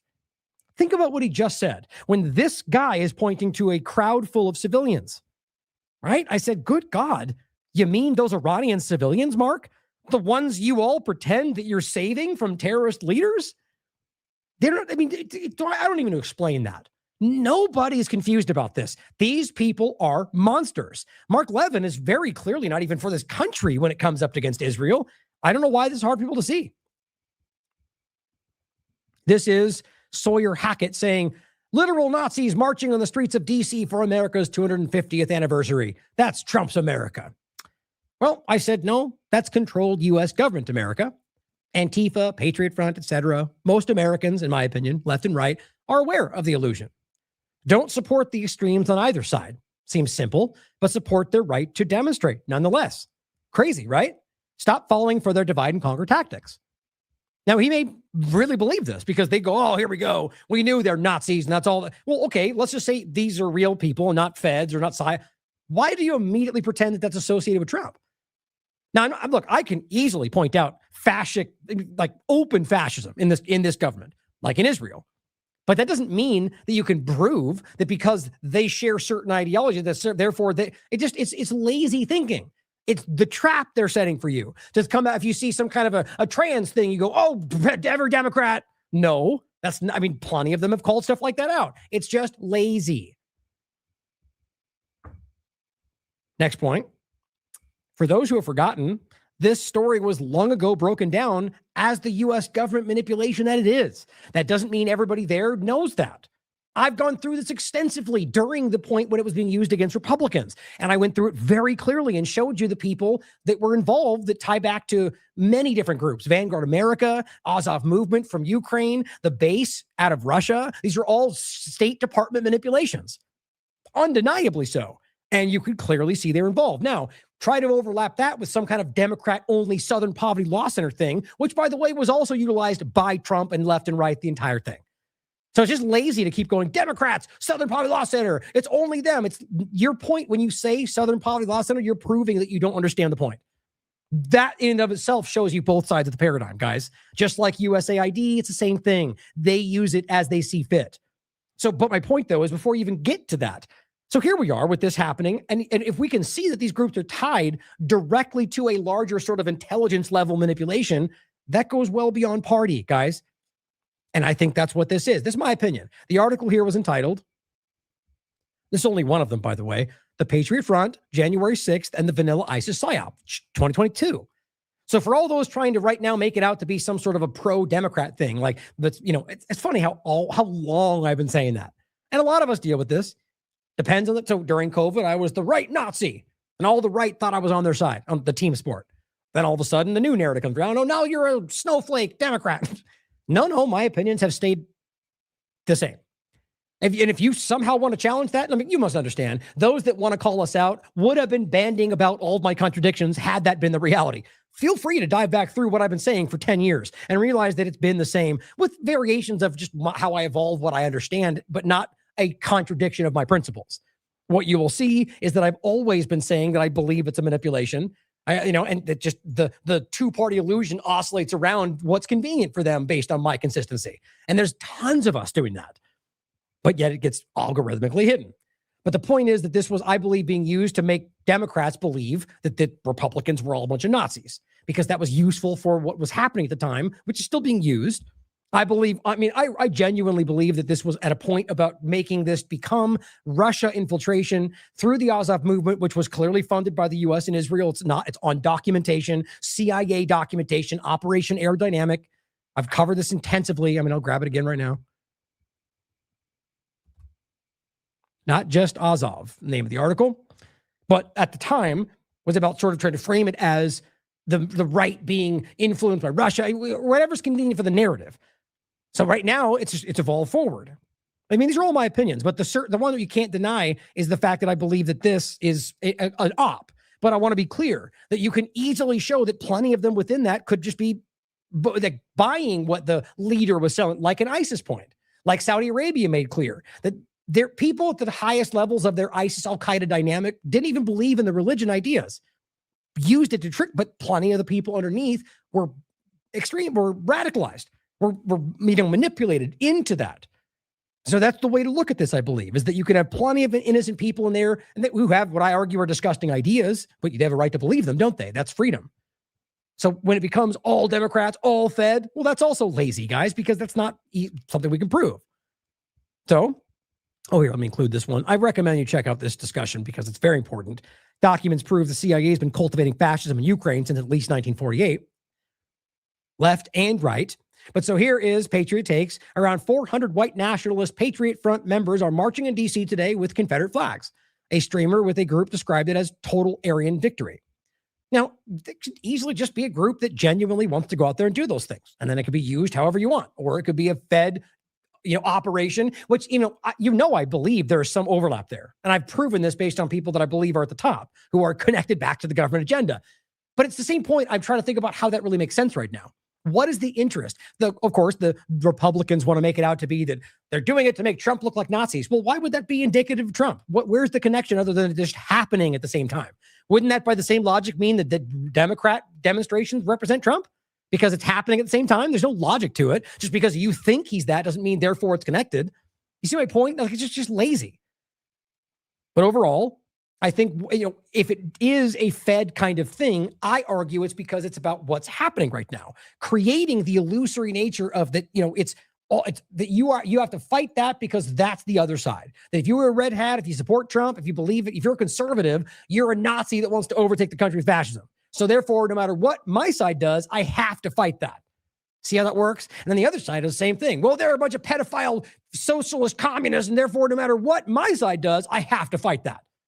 And then what happens is the government just does whatever it wants and pits you against each other, and the agenda goes forward. Now, I just simply said, as the Patriot Front, in quotes, the Antifa, because the same kind of nebulous thing of the right. Two-party illusion, which clearly got, as usual, people who believe your part, despite two-party illusion somehow, you Democrats, it's like people just aren't smart today in the team sport side. My point in saying that is to argue that what I think we're dealing with, as I already said, is something that is a construct that includes real people, but clearly is a manipulation of this. It's a construct. It's a caricature, just like Antifa, which does include real people, but it's not necessarily what they frame it as, right? And both of them doing the same, doing different things, right? Look, like somebody comments, of course I can highlight Antifa is breaking things and doing more destructive nature, while his Patriot Front seems to do none of that, at least in most cases. My point is not that they're exactly the same thing or do the same thing, but that they're the same agenda, right? The Antifa of the right, in this sense, is playing the role of this same. So what you get is the two sides that drive you into one place. Problem, reaction, solution kind of a thing. That's what I believe. Now, Brett here highlights an interesting point where he says, I was told during Biden's administration by MAGA, and what he means by that is conservatives, that these were feds, right? That's what we were told, right? These are the federal agents. And you're kind of still getting that now. Why would Trump do this? I love that kind of thing. It's like, okay, well, are they feds or not? If they're feds, what are you arguing right now? Are you saying that Democrats are able to put the FBI out there? How does that work, Kash Patel? Like, it doesn't make any sense. There's usually a lack of logic here. That's why what you're getting now is sort of the Southern poverty or the Soros, because that then can kind of circumvent that they're feds, even though they've always been saying fed. Funny how that works. It's clearly multifaceted, all of it. But the point would be, if this is a fed operation, clearly that would mean that the government's doing this. And you should ask that, guys, because that's kind of what I believe, that there is a top-down kind of influence to this that comes from groups like Southern Poverty Law Center, like a federal operation to entrap people for certain things, which is kind of the same thing, by the way, when you understand how that works. Left and right, the idea of that is to frame you for something else. Like the idea of what it is not a Democrat thing to trap Republicans. I mean, it's just such a lack of insight, like a lack of grand thinking. Like that's such a lazy way to look at this when you can prove that it's something that's been used by plenty more than just the left. And then, of course, to think that by framing them as Nazis, that only suits the left's narrative about why Trump's bad, because you realize there's an agenda within this that suits the Republicans. Anyway, it's just got to start thinking beyond the small. So TMZ says, white supremacist march in Washington, D.C. on 4th of July. Okay, but just first or secondly, I guess, looking at this like that's for sake of conversation organic. Well, wouldn't they have a right to go out there and march on 4th of July on the day we're supposed to? Yes. KKK has historically been up. ACLU has fought for them to be able to march, whatever. That's supposed to be the point. They have a right to think what they want. Isn't it funny how you're not getting the same kind of conversation from certain people about why this is dangerous, except it's okay for people to live in communism? I mean, you realize it's two sides of the same thing, fascism, communism. It's funny how it's just, and what you get is the left going, fascist will ruin us. You get the right saying communism will ruin us. Both of them will. Government will. You will if you don't stop pointing at each other and realize that government is doing this to you. But John Rich says, Soros. That's what I was joking about before. I said, so Bissent? Or is that the Soros connection that we're not supposed to talk about? We should ignore that. I mean, you can't be this lazy with the logic. Like, you just going to carve out what the ones you're allowed to criticize, despite the fact that Soros is one part of a larger left-right obvious Elon Musk, the Koch brothers. I mean, come on, guys. It's just lazy thinking. And on top of that, okay, I wouldn't disagree that might be the case. Give me your facts. Or is it just easy to go Soros and left and Democrats and SLP because it's what you want people to believe? John Rich is very influential. He's got 1.5 million views. And just type Soros like you have any kind of insight. Doesn't matter. People will share this, and that becomes the narrative. I don't disagree it's possible, but I sure as hell would like some facts. Wouldn't you? I guess not. Sean says, LOL, either this is funded by the Southern Poverty Law Center or it's an FBI op. There's no other possibility. Yes, there is. Yes, there is. There's plenty of other possibilities that it could just be people going out to do that. I don't necessarily believe it's that simple, but of course that's possible. This is the false binary within the false binary. It's either them or it's that. No, guys, it's probably both of them. Same point. I just think it's just, and this might even be seen as logic. It's simply the same trap. Now, same kind of conversation in different elements. You got Mike Lee, who's just clearly part of this whole manipulation, who comes out and says, and this is clearly what everyone's been told to say, or at least they're all repeating each other. My Patriot Front, Mike says, brought to you by leftists who don't know that patriots don't wear masks. Well, and I'm not siding with one or the other, despite how many blind partisans believe that's what I was doing. I said, I guess Mike Lee doesn't think MAGA are patriots, because there's plenty of examples where MAGA, or rather just conservatives at January 6th and otherwise, because this is not just January 6th, were wearing masks. Actually, I think these all four are, but there's plenty of them. Just look for yourself. And on top of that, I even added this. Oh, next one, actually. But I mean, just on that point alone. So you're going to say that patriots don't wear masks, but then I can show you examples of plenty of people at like major Trump rallies wearing masks. Do they not care? Are they just lying? You can decide. Either way, it's pretty sad that this is the level that they think you're that stupid. They're just going to yell out the lie, but most of the team sport players did the same thing. Same point. And this is what I said. So you're saying MAGA are not patriots, or are you just lying as politicians do? And this person, just to make this quick point, this person said MAGA are not patriots unless you mean patriots of Israel. Okay, well, maybe you think that. And I said, well, what about the ones calling out Israel and Trump? Doesn't that seem like a fair question? And I'm not calling this person out at all. This is what they think. I don't call them MAGA because America has been bought by Israel since its founding. Certainly something you should consider. I would call them America Firsters. MAGA means you have a time of America you want to return to. So unless you mean 1776, it's still government corruption. They're making a logical point, but it seems very specific about what you think. Plenty of them disagree with you, right? So what she's going is, well, I disagree because I think the founding started this way, right? So you're not MAGA, you're America First by your definition. Even though I agree, you make a good point that, I actually flatly don't agree that this is something that Israel was involved. Israel didn't exist at that point. The point, though, is that you could argue there might have been some kind of other influence that, undermined it.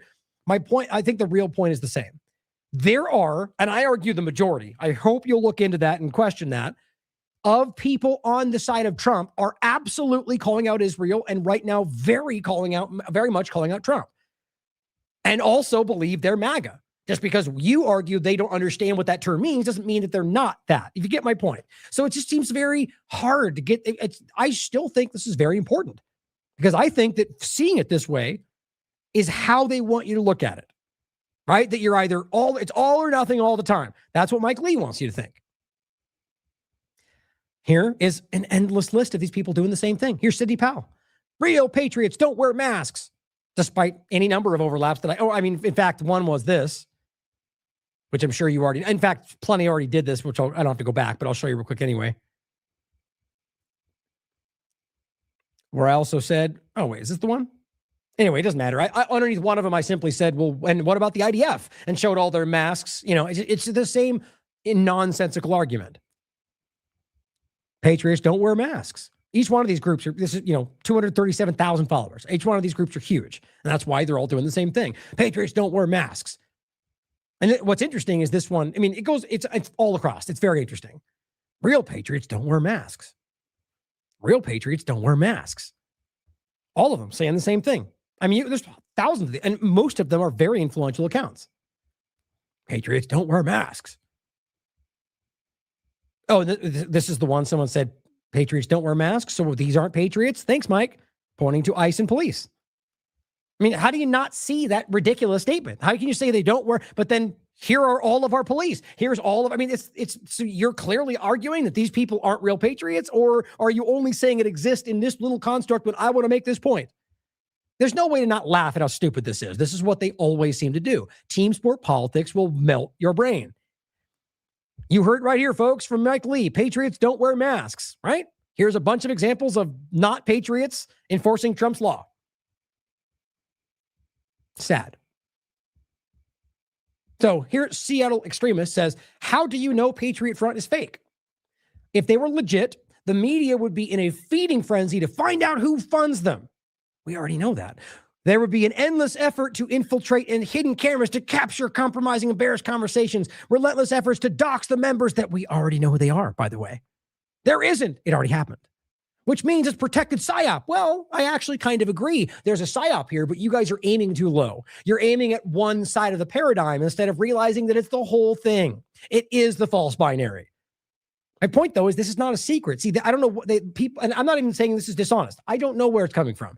Far too many people think this is some kind of a secret thing that hasn't been exposed. I've talked about this. That's why I already included my article. And there's more than one of them where we go through the background and the people that have come from Vanguard and Atomwaffen and numerous other groups that are clearly people In fact, you can show videos from this march where there was people with their masks off. It's not, I'm not going to say that it's, again, I don't need to reiterate. I do believe there's a manipulation here through the government. But it's also just as likely that many of them are not aware of that, or that this in and of itself wasn't necessarily put on like that. Because as I understand it, they came out to DC. They didn't really notify. Nobody knew what was happening. They marched reasonably quickly and then left. Like, and I wasn't there. So I'm not, for all I know, there's parts that I didn't see or that the reporting isn't getting to. But overall, the point was, it wasn't some kind of staged confrontation. It just kind of went past, which sounds like people standing up for what they believe in. Even if you don't agree with it, that is what they have a right to do. This person says, Patriot PSYOP, the reason we know this group is funded by left-wing NGOs is the left-wing media never investigates who these guys are funding them. Nothing on who is renting these vehicles or who is posting behind the mask. 100% left-wing PSYOP. Well, by the way, even if that was all true, why would that immediately only be left? You see how lazy that thinking is? It's because in their mind, the right are the good people, and that means that they're not up for debate. And the left are always bad, so it's just a lazy one-sided way of thinking. Bad Kitty comes in and says, I have 31 names and have had them for years. Right. And this is Elizabeth going, yep, here's shipwrecked crew. These guys aren't a mystery anymore. Okay, this is from 2026, July 4th. They are a bunch of neo-Nazis, white nationalists who organize themselves online. 31 were identified by name in 2022 after they were arrested in conviction with a plan to riot at Idaho Pride event. Here's an article with their names. Read it for yourself. We've gone through this, guys. Now, that doesn't mean, this is my point. You can point to all these people who are just willfully used people who believe in some kind of racial ideology, who are then being abused by a government who needs to project that idea. And maybe they don't know that. Just like the FBI will set people up every single day for things they didn't actually do. The point, though, is that knowing them and knowing what's driving, it's not, what they're framing it as is not true. Like it's some kind of unknown secret. Nobody cares to look into it. It's been broken down pretty extensively. The point is that it still doesn't highlight whether or not it's being used by some kind of a larger thing. I argue it's pretty easy to see. As we said, from groups like Vanguard and Waffen that have direct ties back to government elements all over the place, or the idea of the Azov movement, which is, in my mind, and it's an operation, which you can find. I mean, let's go back to the point, guys. Charlottesville, where this all started, the whole "they will not replace us" and the whole march, that was the Azov movement's U.S. arm, the Rise Above movement. I've talked about this 1,000 times. It's the very thing that people like Loomer tried to co-opt and pretend like it didn't involve Israel right before October 7th. It's easy to prove. And so why I'm saying that is that you can see that you can prove intelligence connections to the Azov movement through the Ukraine agenda going back to Operation Aerodynamic. And so if I can prove to you that Rise Above movement is just the U.S. extension of that operation, it's not hard to see where this started. And in fact, I'll grab this real quick and see if this pops up. Hold on.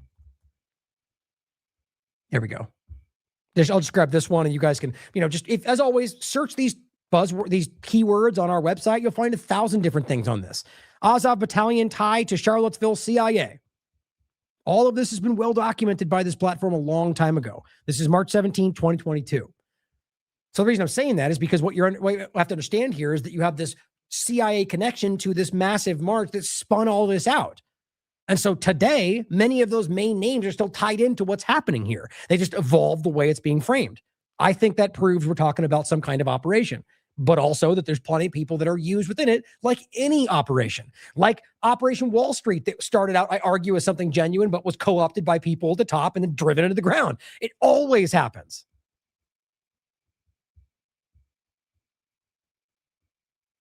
Next one. Mo Davis says, Mike Lee and Fox News host Ingram both claimed Patriot Front march through DC on 4th was really an Antifa ruse. See, now you get into like the team sport media side of this. Like what we just went through, I think, is very clear. And it's flavor of my opinion. And I hope you will take that in consideration and look at what I have to say. But now you've got the media side of this and the politician side just simply going Antifa, Democrat ruse, right? Instead of realizing there's a much bigger picture here. It says, that's interesting. So Antifa dressed up like Patriot Front and tricked the founder of Patriot Front, Thomas Rousseau, who we've talked about many times, to lead their march, which he did. Now that's some next level Antifa-ing. Now, the point, though, is that you could argue that just means that Thomas Rousseau is part of the big operation. It's all Democrats trying to trick. But if you go back, before this administration, like I keep saying, You can clearly prove that that group and he, and even before that, like I said, with Vanguard and with Autumn Waffen and plenty of other connections, that these people are tied to all sides of this. You can find that it's clearly tied to an intelligence side of this. So it's not just like the Democrat politicians tricking people. It's lazy. And it's easily not the truth. But in his point would be, you can see his face, he's there. So how are you arguing it's not, this group, which ties back to previous things? It's if you just look beyond the current day's narrative, it's not hard to see, guys. He founded Patriot Front in 2017 following a rally in Charlottesville, which is what I've told you, which was the Rise Above movement, which he was involved with. That resulted in the murder of Heather Heyer. He told Capitol News Service 2020 that he believes Trump is a white supremacist who used the same rhetoric, which, again, he may actually believe that, whether or not you think that's true. And it also may be something they want you to believe to drive the division of this country. He added, it's encouraging to hear, and look, to be clear, whether you think he's white supremacist or not, Donald Trump is clearly leaning in with some of the most radical people in the world. Honestly, I don't even care when it really comes down to it, whether he hates one group, one or both. His actions are showing you that he is a supremacist of some kind, that they're literally out there murdering people for their views and are telling you right now that you aren't allowed to think things if he decides they're not allowed. If you think I'm talking about only Trump and or Republicans, you're not paying attention. Look at what Bush and Obama and Biden, they're doing the same thing. They are all supremacists in the sense of what they believe they have the right over your life in regard to siding with Israel over American rights. Or in some cases, you may even believe that they lean one way about white or black or Jew or Christian. Again, it matters. But in the sense of what we're dealing with, the government is clearly not on your side. It's encouraging to hear Trump call African countries SHIT holes. And now, bottom line, the point was, so Senator Lee and Fox News host Ingram say that the march yesterday was led by Antifa, but perhaps the other way around. So clearly he sees this as the right is the problem. It's just, it's amazing that we can't stand back further and see the bigger picture. Lastly, on a separate note, but I feel somewhat relevant, Mencho Sint points out what Elon Musk shared, what Katie Miller, Stephen Miller's wife, says. George Soros and son have funneled $103 million into midterms. Yeah, this happens every time. Left, right. Money is all oligarchs and elitists dumping money into the hands of people they want to win. Israel just did it right in front of us. Katie Miller says, tell me more about billionaires buying our elections. $103 million? That's the best you can do? That's insane. Now, look, I don't think it's one-sided. I think all of them do it because it's really about the government control over all of it. But for that to be the argument, and by the way, Leading Report is like the worst platform out there. And Elon Musk says in 2025, without me, Trump would not have lost the election. Dems would control the House and Republic. Okay, so you're admitting that you literally funded his election. Okay, as Mencho Sint points out. But I said a not ridiculous person is outraged that this happens on all sides, not only the politically convenient ones, Katie Miller. They don't care. You think she cares about funding of elections if she's only pointing out a smaller version of one side? And I'm not saying one bigger than the other. You can look for yourself, decide for yourself. The point is, it's undeniable that you've got left and right oligarchs and billionaires funding, if not wildly influencing the outcome of our elections. Miriam Adelson, by the way, who was at the America 250th celebration at the front row, that doesn't send an obvious signal, who literally bought Trump's election, and an Israeli oligarch. Sure, freedom. Anyway, you get the point, guys. The reality is this needs to be seen as something bigger than one side. And if we're falling for that trap, you are allowing them to continue. I hope you'll at least consider that. Now, I'm going to end with a clip that I do find funny. Something that I think is quite frankly hilarious. I think JP absolutely nails this. And I'm happy to see it because what I think it shows, and we should always question anybody, especially people with large audiences. I think that's important. Question what I say, question what our intentions are. I think that there's a lot of people that are in this field who are, partisan, but are starting to see the bigger picture. At least I hope for that, just like I hope for Massey and Tucker and anybody else, as much as I question all of them. What he says in this, I think, is perfect. It's a fake interview with J.D. Vance. And I think it speaks volumes about where people are, especially on the Republican side of this. These are people that advocated for Trump who are now openly calling them out at a very high level. And that's why I just think you need to see that this is not a small thing, guys. People across the spectrum are seeing through it. And this is what he has to say about J.D. Vance, who's lining up to be the next president. I think it shows you that, guys, we're done with this. Americans are beginning to see through it. Now, until we choose to capitalize on that, until we choose to truly acknowledge that, the whole point is the first step in solving any problem is acknowledging that we have one. Most Americans haven't even got there yet. No, I take it back. Within the political conversation, I would argue that I think most Americans are grappling with that right now. But in this political conversation, it's clear that many people, far too many, are putting their heads down and trying to side with an ideologue. And I think that's obviously the wrong path. So I'll leave you with this clip. Hopefully it also help you just laugh because, a lot of terrible things are going on. But I do believe right now it's because a lot of positive things are becoming possible. See that positive in there, guys, because it is there. And enjoy this because, see, not only because it's funny, but because it's showing you that people are truly beginning to call out the core. Not one side for the other, but the core of the problem, which I think applies to left and right. So thank you for tuning in today, guys. I appreciate you. I love you all. As always, question everything. Come to your own conclusions. Stay vigilant. J.D. Vance, Vice President, huh? Yeah, that's right. What have you been up to today? I was talking to the New York Times writer. Oh, speaking of which, some New York Times writers came out with a bombshell piece about you and the Epstein files. Does that sound familiar? It does. It does. Now, if I remember right, they revealed how you and other Trump cabinet members had secret meetings in the Situation Room to coordinate how to cover up the Epstein files that Trump wanted to bury. I think that story is totally false. I think it's true. I mean, just between you and me, it is, isn't it? Yes. So you had meetings in the Situation Room to coordinate an Epstein cover-up, huh? Well, there have been meetings before that. Well, I'm sure. And it's interesting that you guys had meetings in the Situation Room to coordinate a cover-up for the files and criminals instead of coordinating investigations and arrests of the criminals. Long time ago. Well, not really. This is a big deal. You and Trump promised to release the Epstein files. That was obviously a major issue during the 2024 campaign. Right. You guys promised there was going to be accountability for the criminals and justice for the victims. Well, not anymore. Of course not. How did Trump feel about the idea of releasing the files? Oh, yeah, he hated it. He hated the attention. Uh-huh. For benign reasons, I'm sure. But this is a major problem Americans have with you guys. Your Epstein cover-up is a big deal. It really matters to people. What reason could you possibly have for the cover-up? No justice? Why? I never saw why it actually mattered that much. Well, it was kids. They were young girls. I was okay with that. Uh-huh. Well, here's a picture of Epstein, the guy whose crimes and accomplices you helped cover up. If he was here today, what would you want to say to him? I think that I would say thank you. He was a sex offender. He's a very smart person. That's Epstein. He was a significant and positive force. How do you live with yourself? I'm not a good person. Well, fair enough.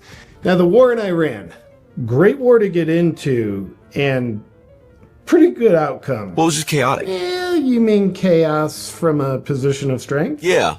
Well, it was very unhealthy. But actually really healthy when you look at it, right? Just a quick bomb, take out their leadership. But it just really accelerated from there, and things kind of went off the rails. Which you a great victory, right? Because that's what this war was for us. A great win and a phenomenal deal. Right, JD? No, that's right. Yeah, that is right. Good. Because you had me worried there for a second that we might have got kind of Let me tell you what does worry me. Oh, yeah, no, go ahead. The thing I really worry about with AI is surveillance. Oh, yeah, that really worries me, too. Like, I don't want a social credit system that's powered by AI. You know Peter Thiel, don't you? The founder of Palantir? Yeah, good guy. Very close to him. Yeah, we know you are. He mentored you since college, gave you a job out of college, gave you $15 million for your Ohio Senate run. Sure. He lobbied Trump to get you to be his VP pick. Yep. You got into office, and since then, he's got Palantir embedded in our entire government. Yes, that's right. Palantir is the AI surveillance that worries you. I don't want you to not be able to buy a beer because some tech CEO has given you a score based on an artificial intelligence algorithm that nobody actually understands. Peter Thiel is that tech CEO. I don't know. No, it's him. A friend of mine once said that AI is fundamentally a communist technology in that it allows governments and corporations to surveil people in very profound and different ways. And that scares me a lot. Dude, can't you see the thing that scares you is Palantir? You're the one that Peter Thiel used to get it installed in our country. He's just describing the guy that mentored him. He doesn't see it. Absolutely not. Damn it. It's so obvious.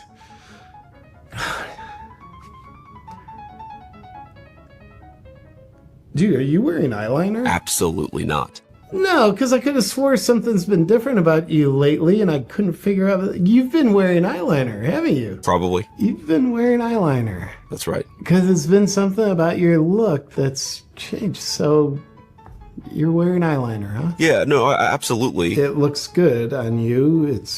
Helps you be more relatable to like normal people relating to elites like you. Helps them connect because you're doing that. But your wife, what is she? Mexican or something? Ethnically is Indian. Oh, ick. What'd your mom say when she found out? I said, Mom, she's Indian. And my mom says, which tribe? Well, which tribe is she from? The answer is I don't know. Like maybe the Comanche or the Lakota or Tahoe, Silverado or Forerunner. There's some weird shit out there. Yeah, there really is. So let's just close this thing out. What you thinking about Israel? Well, you know, I'm hardly an expert in U.S.-Israeli relations, right? But let me just say... Still no genocide, right? I agree. Mm-hmm. Of course you do. You know, Israel is a good partner to the United States. That is true. Nothing could be more true. Still true there's no criminals in the Epstein files? That's right. Yeah, just checking. Mr. Vice President, it has been an honor. Thank you for taking the time to sit down with me today. I really enjoyed this. Thank you. Dan, we're off. But seriously, I've been wondering, with all the Epstein file cover-ups and calling genocidal regimes our greatest allies, that kind of thing, how do you sleep at night? Because my conscience just gets to me and I stay awake all night. Well, so I become an atheist. Wow. Tell me more about how that helps.